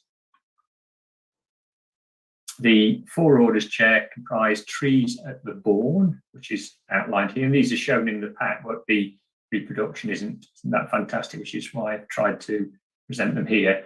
This is Moor Road, and then this is Marsh Green Lane. So it's the trees within that ownership.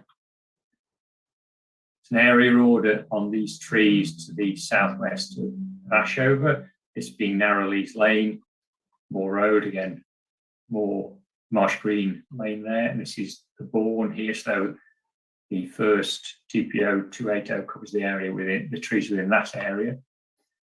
Then, Chair, an area of woodland comprising an area of woodland that stretches from Butts in the south here, past Kelstedge and Marsh Green Farm on the left, towards the top of Bath Lane, Krypton Lane, and then another order, Chair, that comprise the roadside trees of Krypton Lane and Bath Lane. Just to give some flavour of some of the trees that are within those areas, Chair, this is the crease. This photo is taken from the crease of Narrowlees Lane to the left and Moor Lane to the right. And the trees in the Bourne, in the hedgerow at the back here, the trees in the foreground would be covered by the area order of Narrowlees Lane and Moor Lane.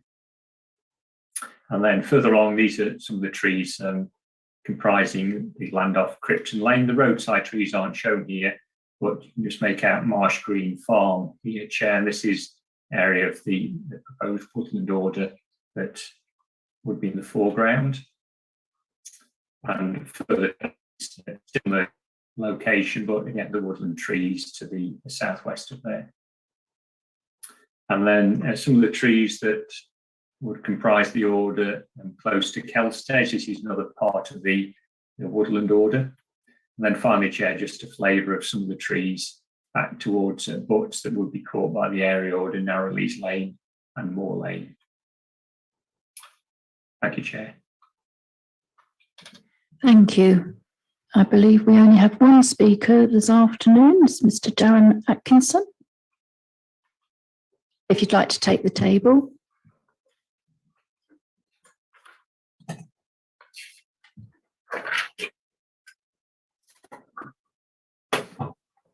You have 5 minutes when you're ready, Mr. Atkinson.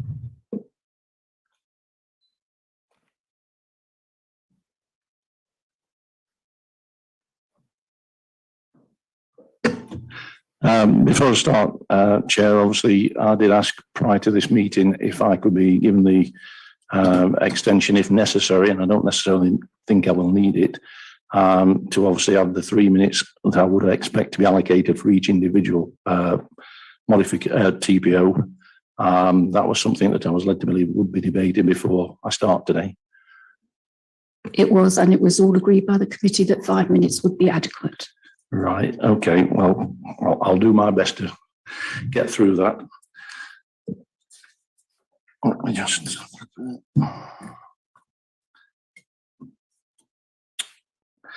Right. Thank you, Chair and members. I farm some of the land which is subject to the proposed TPOs and supported in principle the TPOs, which are important trees and would be at risk and may need protection.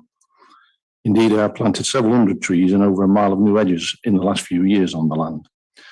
I'm sure members acknowledge that any TPO imposed generates considerable encumbrance on the landowners who manage TPOs, with red tape involved in carrying out simple works.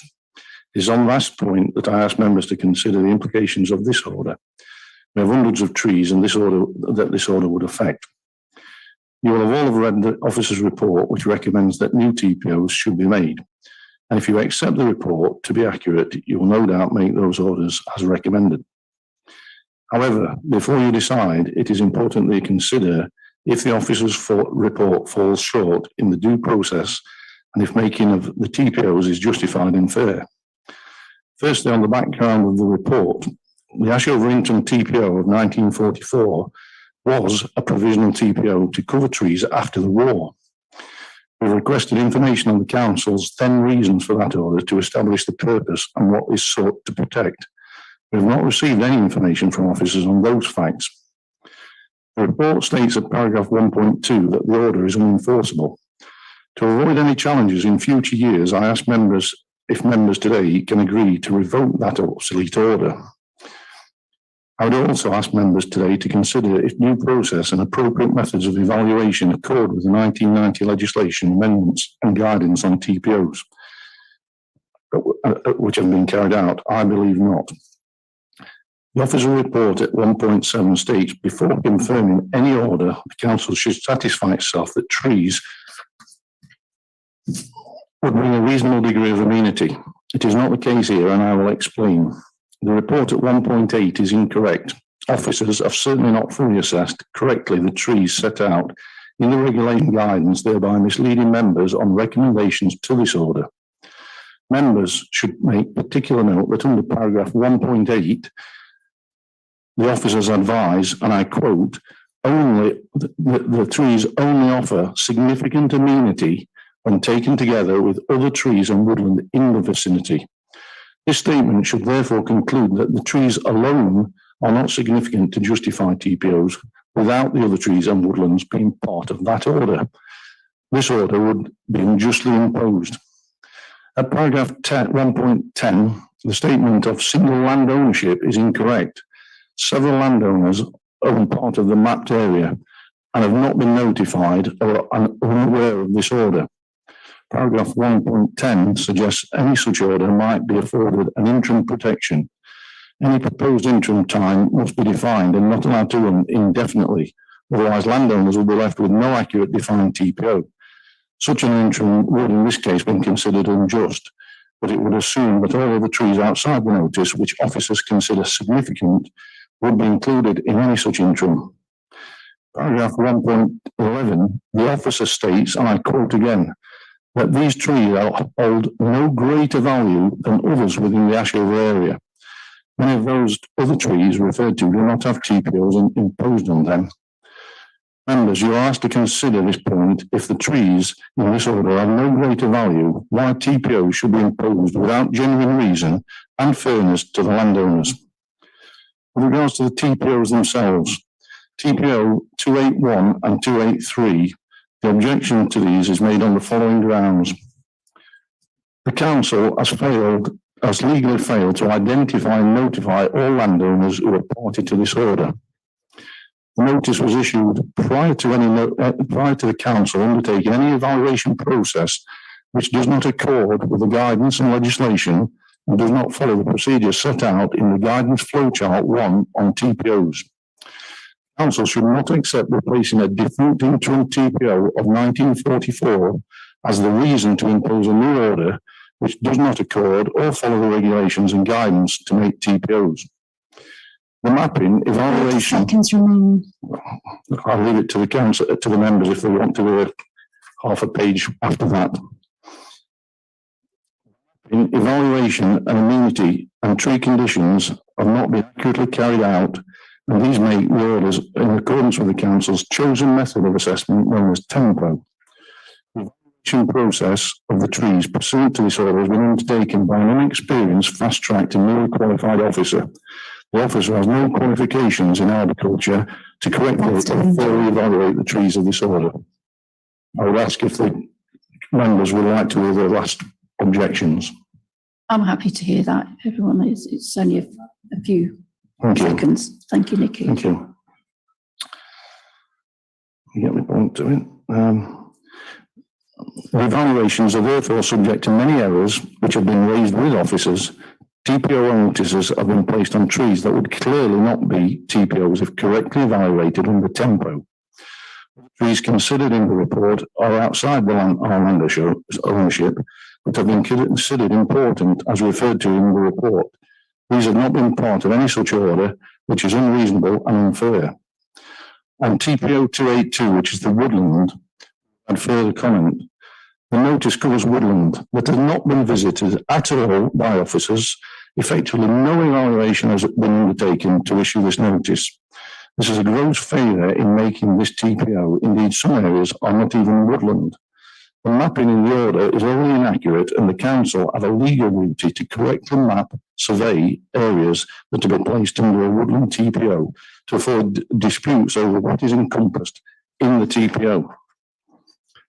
To summarise, members, you're asked to consider if the making of these new orders is necessary, reasonable, and will be fair to the landowners if they are imposed.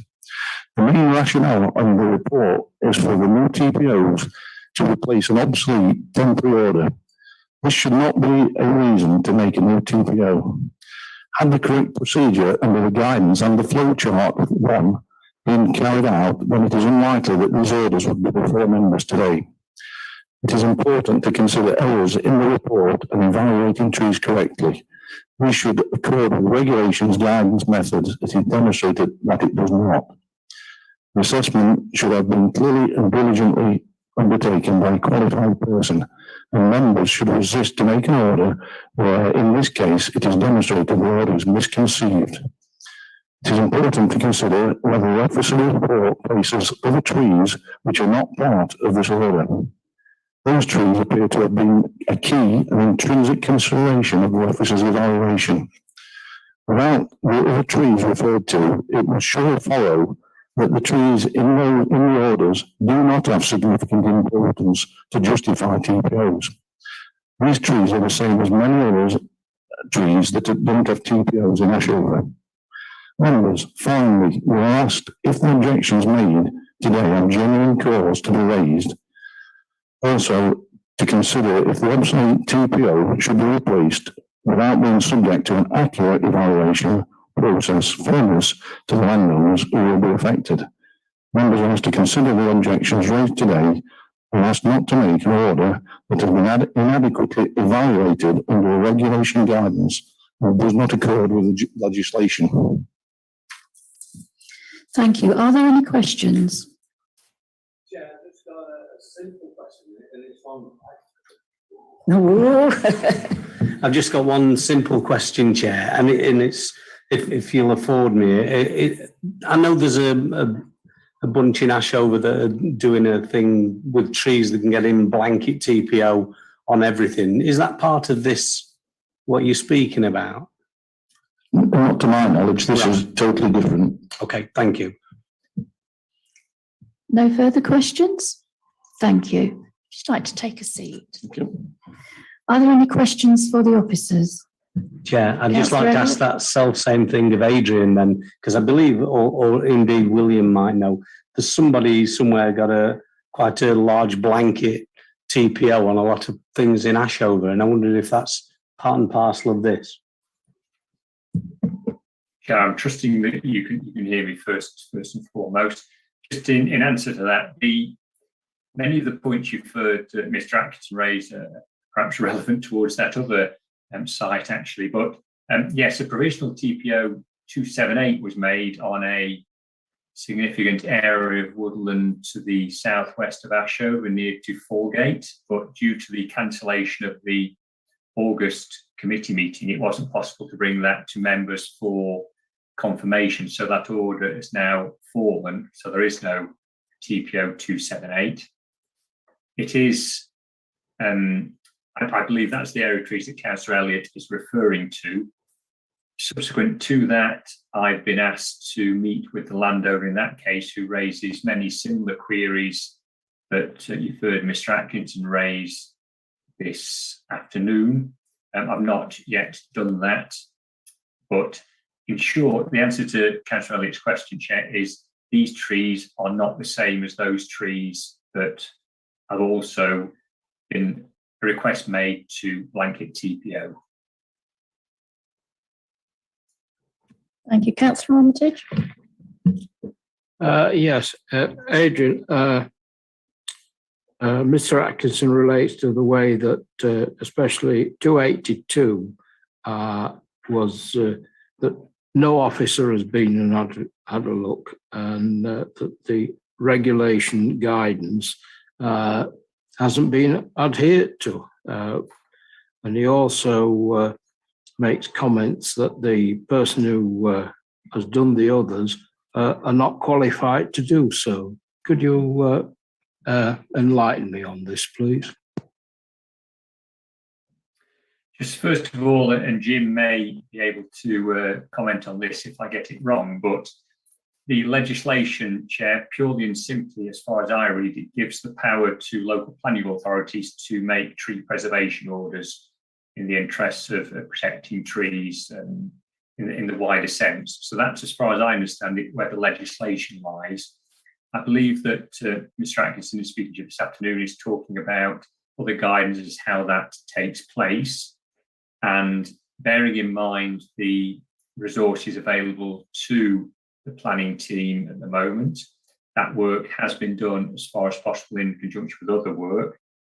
But as far as I'm concerned, officers are following the broad outline of the guidance in that the orders are made and provisionally, and full assessment is done before any are confirmed or not. But currently, I'm certainly not qualified to undertake arboricultural work. I've no formal arboricultural assessment, and I'm not aware, despite having considerable experience in similar related matters, I'm not aware that my colleague who's assisted me on this has either, although I may be doing her a disservice. The issue that's raised by Councillor Armitage, Chair, is if members feel it relevant to this instance, does affect all other TPOs and all of the tree works that we're doing as planning officers in the interim as well. So a similar query and comment would be pertinent, although I do understand that it is the intention in the near future to seek the appointment of an arboricultural officer, and that has been agreed by members and will proceed in the coming months. But short answer to Councillor Armitage's question, I don't believe that the Council has erred in law in provisionally making the order and potentially confirming them. The guidance, as far as I'm concerned, is being followed, but in terms of myself, certainly by someone who doesn't have any arboricultural qualification, just experience. Thank you. Are there any further questions? Councillor Cooper? Adrian, I think it's along the same point. Mr. Atkinson mentioned that landowners had not been notified. Is that correct? The making of the orders is undertaken by the legal team, and we're reliant on the legal team following due process and undertaking the necessary searches, etc. I've not followed that up further to the query that's been raised with you this afternoon. I met Mr. Atkinson last Wednesday, I think it was, with my colleague Alice, and he did raise it at that point, but I've not received anything in writing from him to that effect subsequently, as far as I'm aware. But, so the order in terms of it being made, Mr. Atkinson believes that there are other landowners who should have been informed, and Jim would have to advise on how that affects the validity of the provisional orders.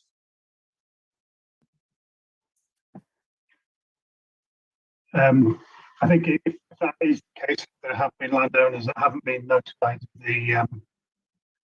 the making of the order, then that would be a concern. I can't comment on whether that is the case or not. I'd have to go back and speak to the officer who made the order and did all the process prior to the making of the order.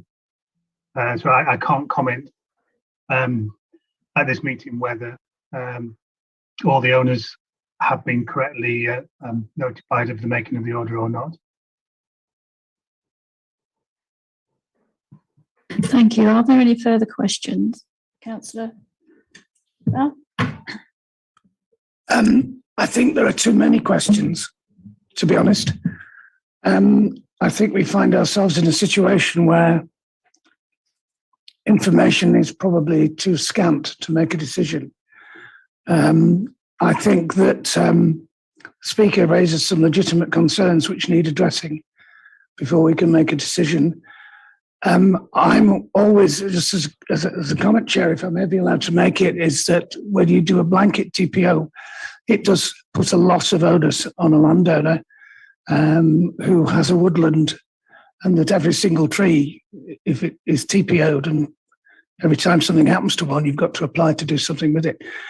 But because I think there are too many unanswered questions that have been raised, I would suggest, and I do this with a certain amount of trepidation, really, because I don't normally agree, that in this case we should defer because we need more information about how and what evaluation was made in each particular case, and that we look into the other matters that have been raised in terms of ownership as well. So that would, I would like to recommend that, Chair. Thank you. I know we sort of jumped a bit from protocol, but I think a lot of people were nodding their heads with that. So can I just ask for a roll call that we go for the deferment? So it's deferred so that additional information can be gathered about who's actually been informed, what evaluation has taken place as well. Yeah, just before you move to vote on that, I'm not necessarily seeking to persuade members to do something different. I think the points that have been made are valid points made by Councillor Powell. It's just that I think that if that were the decision taken by members, it would be incumbent on us as officers then to work with the various landowners in the near term to come back to you with alternative orders, because these 4 orders will fall on the 26th of October. And therefore, we will be coming back to members potentially with new orders in respect of the trees. I think my own view would be that the risk in this instance of undertaking the action that Councillor Powell has put to you and to members is limited, because only so much work to trees can be undertaken without requiring the necessary felling and forestry commission licenses and approval. So I think the risk is limited, but just members are aware that as of the 26th of October, the trees would have no formal tree preservation protection. But as I say, my view in this instance is that the stance that Councillor Powell has put to you is not unreasonable, but it would leave that small risk that works could be undertaken, although I believe that Mr. Atkinson is a responsible landowner and would not seek to take advantage of that decision should members pursue it. Councillor Elliott? Adrian, is there any way we could extend that so as we keep that TPO whilst we look into the rest of the issues? The only way that we could do that would be to make a further provisional order or orders, and I'm happy to work with Jim and his team on that, and we could do that in due course. But as of the 26th of October, without member approval, the orders will fall. And so we will be coming back to members with a new order or new orders further to the investigation and addressing of all those other issues. My own view in this instance, as I say, is that the risk is small, because I believe that Mr. Atkinson is a responsible landowner. As you've heard him this afternoon, he's undertaken significant tree planting and management in any case, but there is that small risk, although, as I say, I think it is small because there are other controls over large-scale works to trees in this respect. I hope that's helpful, Chair. As I say, I'm not seeking to dissuade members from following the motion that Councillor Powell has put forward. I'm just asking members to note there is that implication. Through the chair then, Adrian, I think I agree with you completely. You know, had he not been a responsible landowner, I don't think he'd be here. But I think we need to also be a responsible council and safeguard those TPOs until we make some decision on what's happening going forward. Councillor Hall? Thank you. Yeah, Adrian, you talk about Mr. Atkinson being a responsible landowner, but we also hear that the trees are in the ownership of various people. So again, it's something we have to bear in mind that if the TPO, this temporary order does fall on the 26th, then we could be leaving the trees open to being cut down, I guess, in effect. So it's something that we all have to bear in mind. Is there any way, if we do it, could it be for deferment? Could it be that it's only deferred if you get an extended order? Is that like something we could put in as some conditions? I think as far as that's concerned, Chair, through you, it would be a matter of us remaking provisional orders as speedily as possible to provide that interim protection that the Councillor Hall and Councillor Elliott have talked about. Whether that could be done by the 26th of October and therefore restart the 6 months would not just be dependent on myself and colleagues, it would also be dependent on Jim and his team as well, reissuing the orders. But that would, in following that procedure, it would allow the issues that members are concerned about to be reviewed and be brought back in a more timely fashion, hopefully without the impediment of worldwide pandemics to get in the way of allowing a speedy committee hearing. Okay, Councillor. Yeah, I wholeheartedly agree with what's been said. I think, we do need to preserve these trees until we get more information. So yes, I think we need to see if we can get the extension done as soon as possible, preserve those trees for 6 months, because like Councillor Hall says, there are other owners there that may not be as responsible, and that's no disrespect to them. So I think we need to protect those trees until we get the information we need and then bring it back to this council. So yes, I wholeheartedly agree.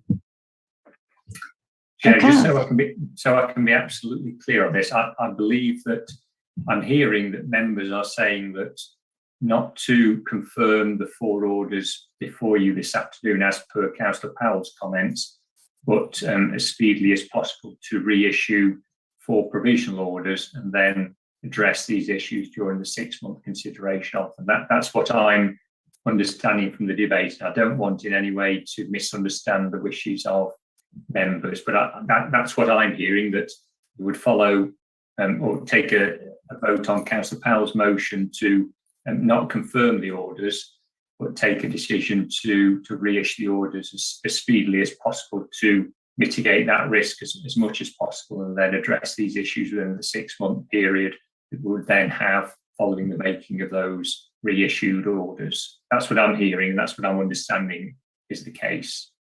I would welcome clarification if that's not right. I think we're all in agreement with that. Yeah. Do you want to do a quick roll call then, Nikki? Yes, thank you, Chair. So the motion on the table is to defer the planning application. Councillor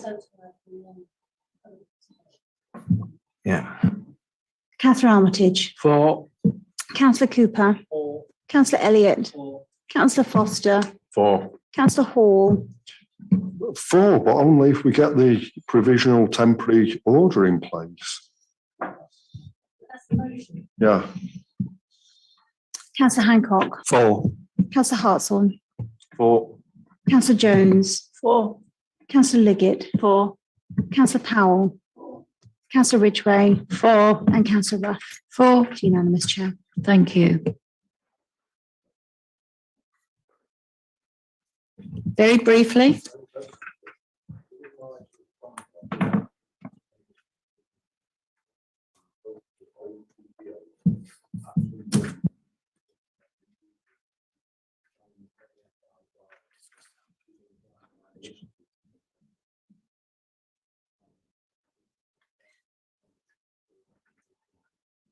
That will be part and parcel of the process going forward now. Thank you.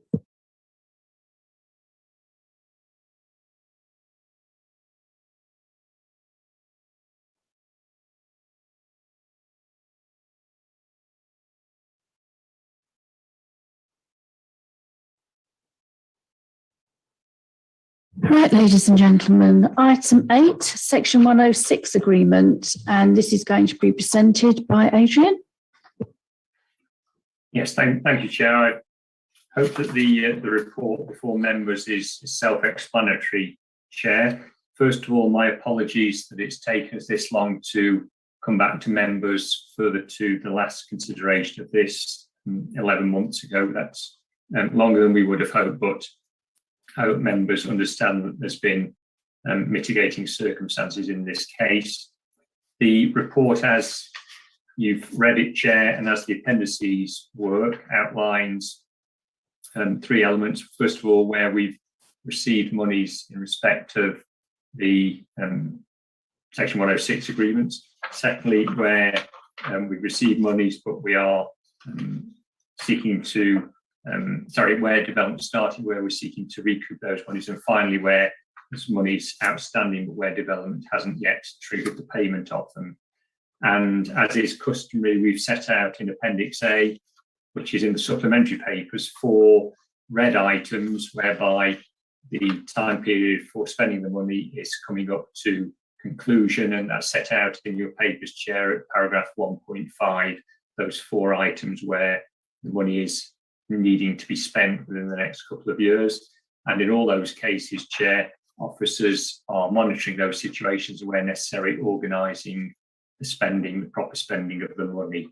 So that's all I intend to say, Chair. If there are any points that members do wish to raise, then please do so. But I would like to thank the work that members have undertaken, and Jim and his colleagues, as well as those in the planning team, for getting us to this position and for continually monitoring and following up the payments where we've not received them, and for ensuring that where we have got outstanding payments, we're seeking those, and in most instances receiving them without needing to pursue formal means. Thank you, Chair. Thank you. Councillor Foster. Thank you, Chair. Thank you, Mr. Kirkham, for that.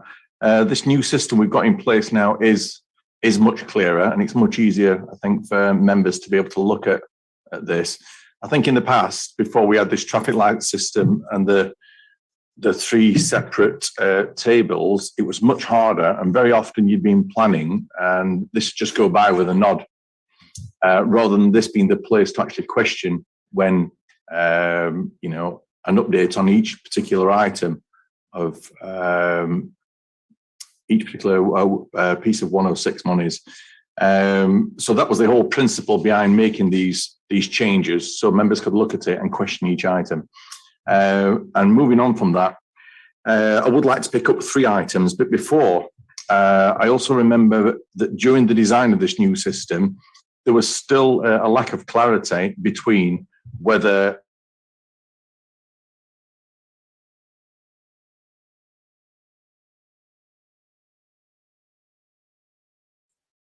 there's still a fair, for myself, a lack of clarity between when planning would stop looking at these and when they would stop dealing with outstanding monies and when legal would take it on to chase it. I've had that discussion a few times. So it's that demarcation line, which is still, in my mind, that's still unclear when it moves from one department to the other. So those are my comments on that. Moving on to actual, let me unlock my iPad again. Moving on to actual items on page 61. That's not on the paper. It doesn't say the page number on the paper, but on page 61, item number 47, it's one that we know about. It's White House Morton, and it's 113,000, which was due in 2016. Letter was sent in 2016, reminder letters. Then we've got Mr. Fields then to write a report not to pursue the amount, 2021. I'm not fully aware of the history behind this one, although I'm sure it has been discussed before, but the report to not pursue this money is still to be produced as of August 2021. So that's the first one I'd like to ask for an update on when we're having this report and what we're doing about whether this money is to be chased or how we're going to write it off. I think it's important that members know about this one because I think this is the place where we do discuss this and chase this. I've then got 2 further items after that, Chair. Okay, do you want to address this one first? Not sure which one's going to take it up first. If I can start, Chair, and then perhaps Jim can address any issues that are not addressed correctly. Just in terms of the first comment that Councillor Foster made, the process that we have agreed with colleagues in the Council's legal team is that the planning team will monitor sites. So we monitor sites ideally on a twice-a-year basis. That's been slightly disjointed over the past 12 months, but that is our intention. Now, further to that, we send out 2 letters seeking payment. So try and choose my term correctly, but a kind approach, a conciliatory approach. Would you like to pay the money to us, please? After the second letter, we pass it to colleagues in the legal team who pursue that money on the behalf of the council, because that's when it gets to situations if they don't pay, there's a breach of contract, and therefore the council has powers to pursue that through legal means. Just in terms, firstly, of White House Morton, there has been consideration of this issue, and it's purely and simply because not been able to complete the report. I'm afraid that it's not come before members, but I will discuss that with colleagues, and we will seek to do that expeditiously. Perhaps Jim might give me a nod or not, but perhaps over the next couple of cycles, we'll put together what's needed and bring it back to members. But need Jim's input into the report to do that. But my apologies to members for not having completed that in a timely way. I think actually it's probably my fault. I think I was the one who was going to bring this report. However, due to pressures at work, I've not been able to do this. Just by way of explanation, this was something that we discussed, or it must be about a year ago, when this the Section 106 report was brought to members. I think it was probably the last time it was brought. This was raised, and it was explained that the reason why we struggled to recover the money or obtain the money is that the developer is no longer in existence. There was discussion about maybe chasing the individual homeowners. However, I think members were very reluctant to go down that route. And therefore, I think what is actually needed is a formal decision not to pursue the matter. So in effect, it's really a tidying up exercise, which we just need that decision in order to get this item off the books. It's something that will need to be done sooner rather than later, and we'll endeavour to get a report on committee for you to make that decision. Thank you, Chair. Thanks for that. Appreciate that. My concern, I understand the explanation. I've got that, but I think it's something we do need to chase quickly.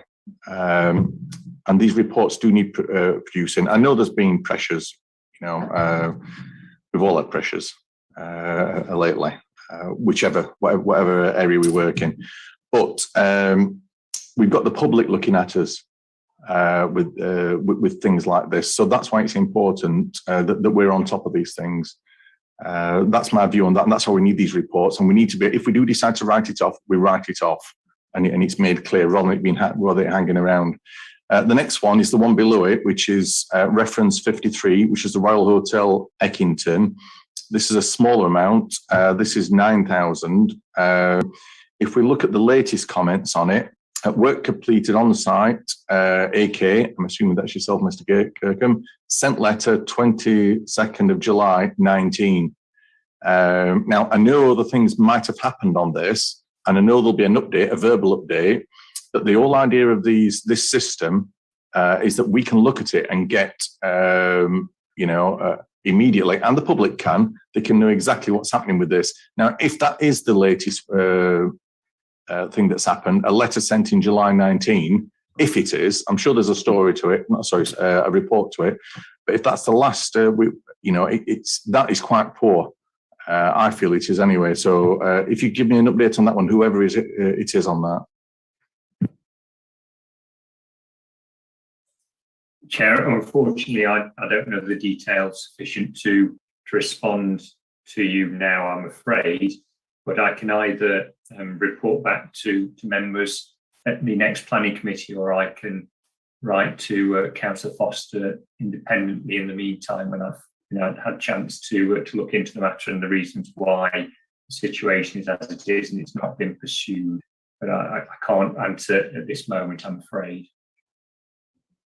Thank you, Chair. That's fine, Mr. Kirkham. It's fine if you bring it back, rather than to me personally, if you bring it back to the committee, it's absolutely fine. It might be, I'm sure it will have been dealt with, but it's a matter of keeping these up to date. This whole system was designed for us to be able to look at it. And anyway, next one is on the next page, which is reference 54, and that's the Ridgeway Craft Centre. That's affordable housing and monitoring payment, 77,000. And for those that haven't read it yet, I'll let you read through the comments there. And we've got chasing letters. JF has sent a chase letter on November 2020, asked legal for contentious department to recover money, April 2021. That's April 2021. Report still to be produced, and that's August 21. So to me, it looks like the last we've done on that, the last we've actually done is a chase letter in November 2020, which is, that's a while back now, and that's for 77,000. That's the last it says on this report. The last contact we've had with the Ridgeway Craft Centre development. If you don't mind, I can update members on this one. It has been referred to the contentious team.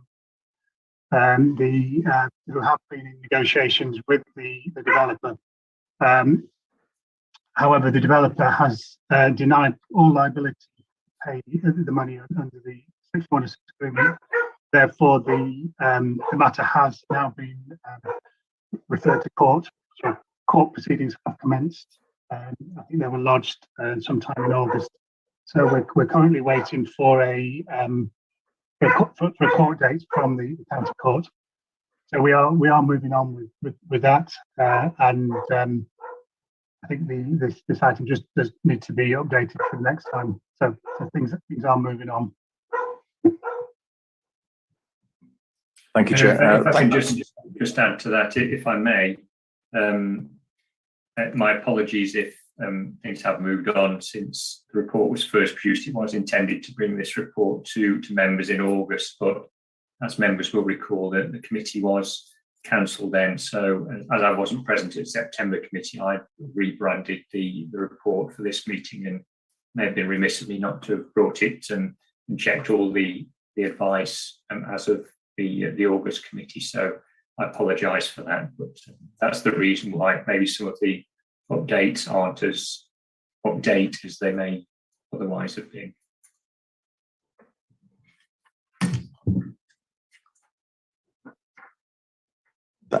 Thank you, Chair.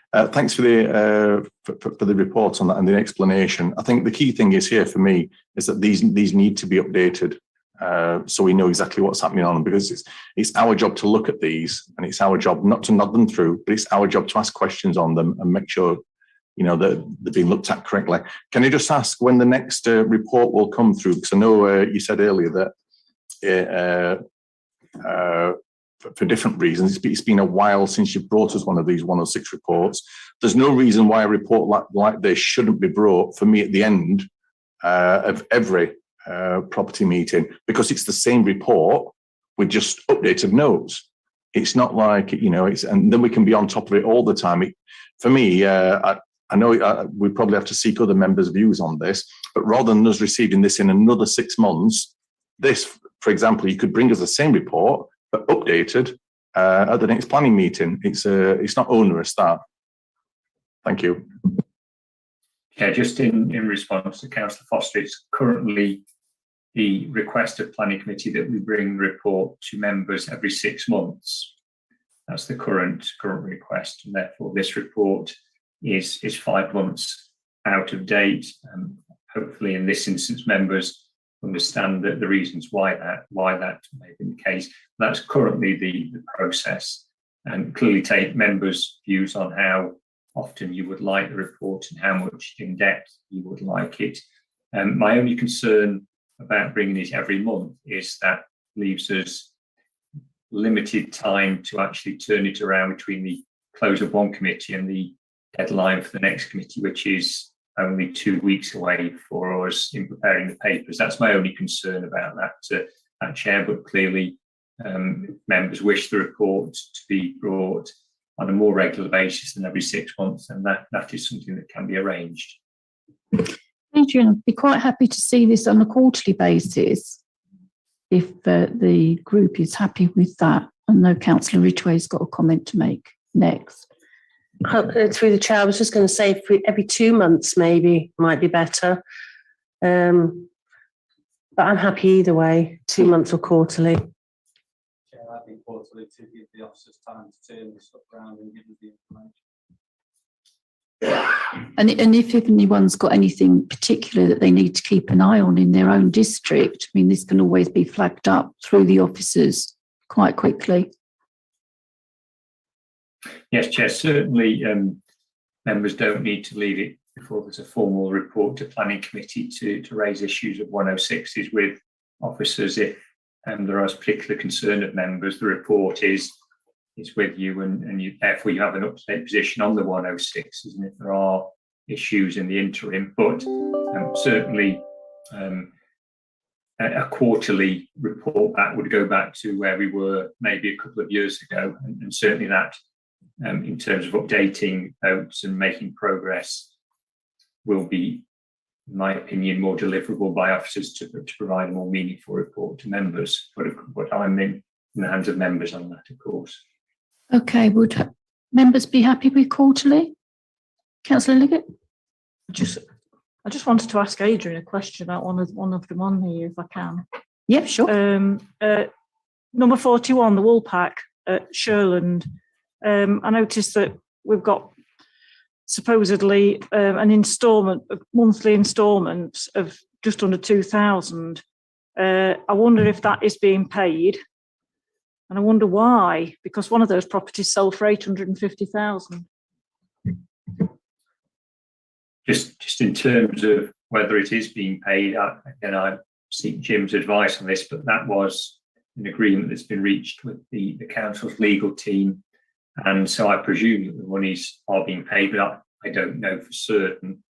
Just in terms of the agreement, the proposal was something that was suggested to us by the applicant owners, developers, as a way of making payments, because they didn't feel as though it was possible to make the lump sum payments. So that was the agreement that was arranged with the developers in this instance, to secure the money, but over an instalments basis rather than being paid as a lump sum.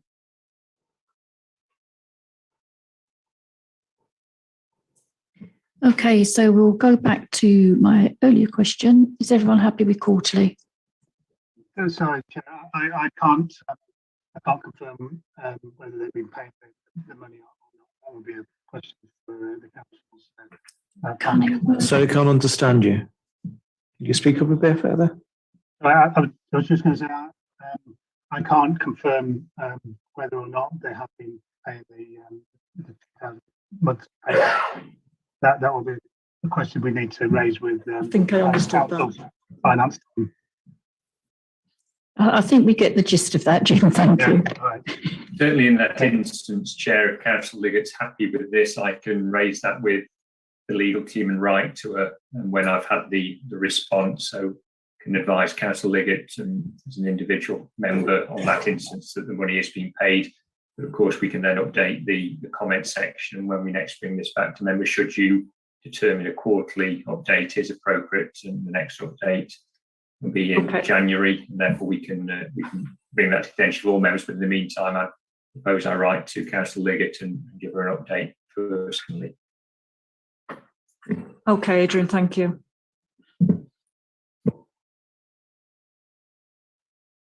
Nikki, would you just like a show of hands for that?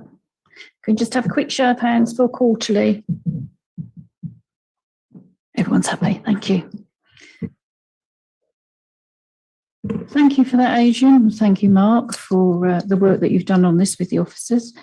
And we can move on to agenda item 9, planning appeals lodged and determined.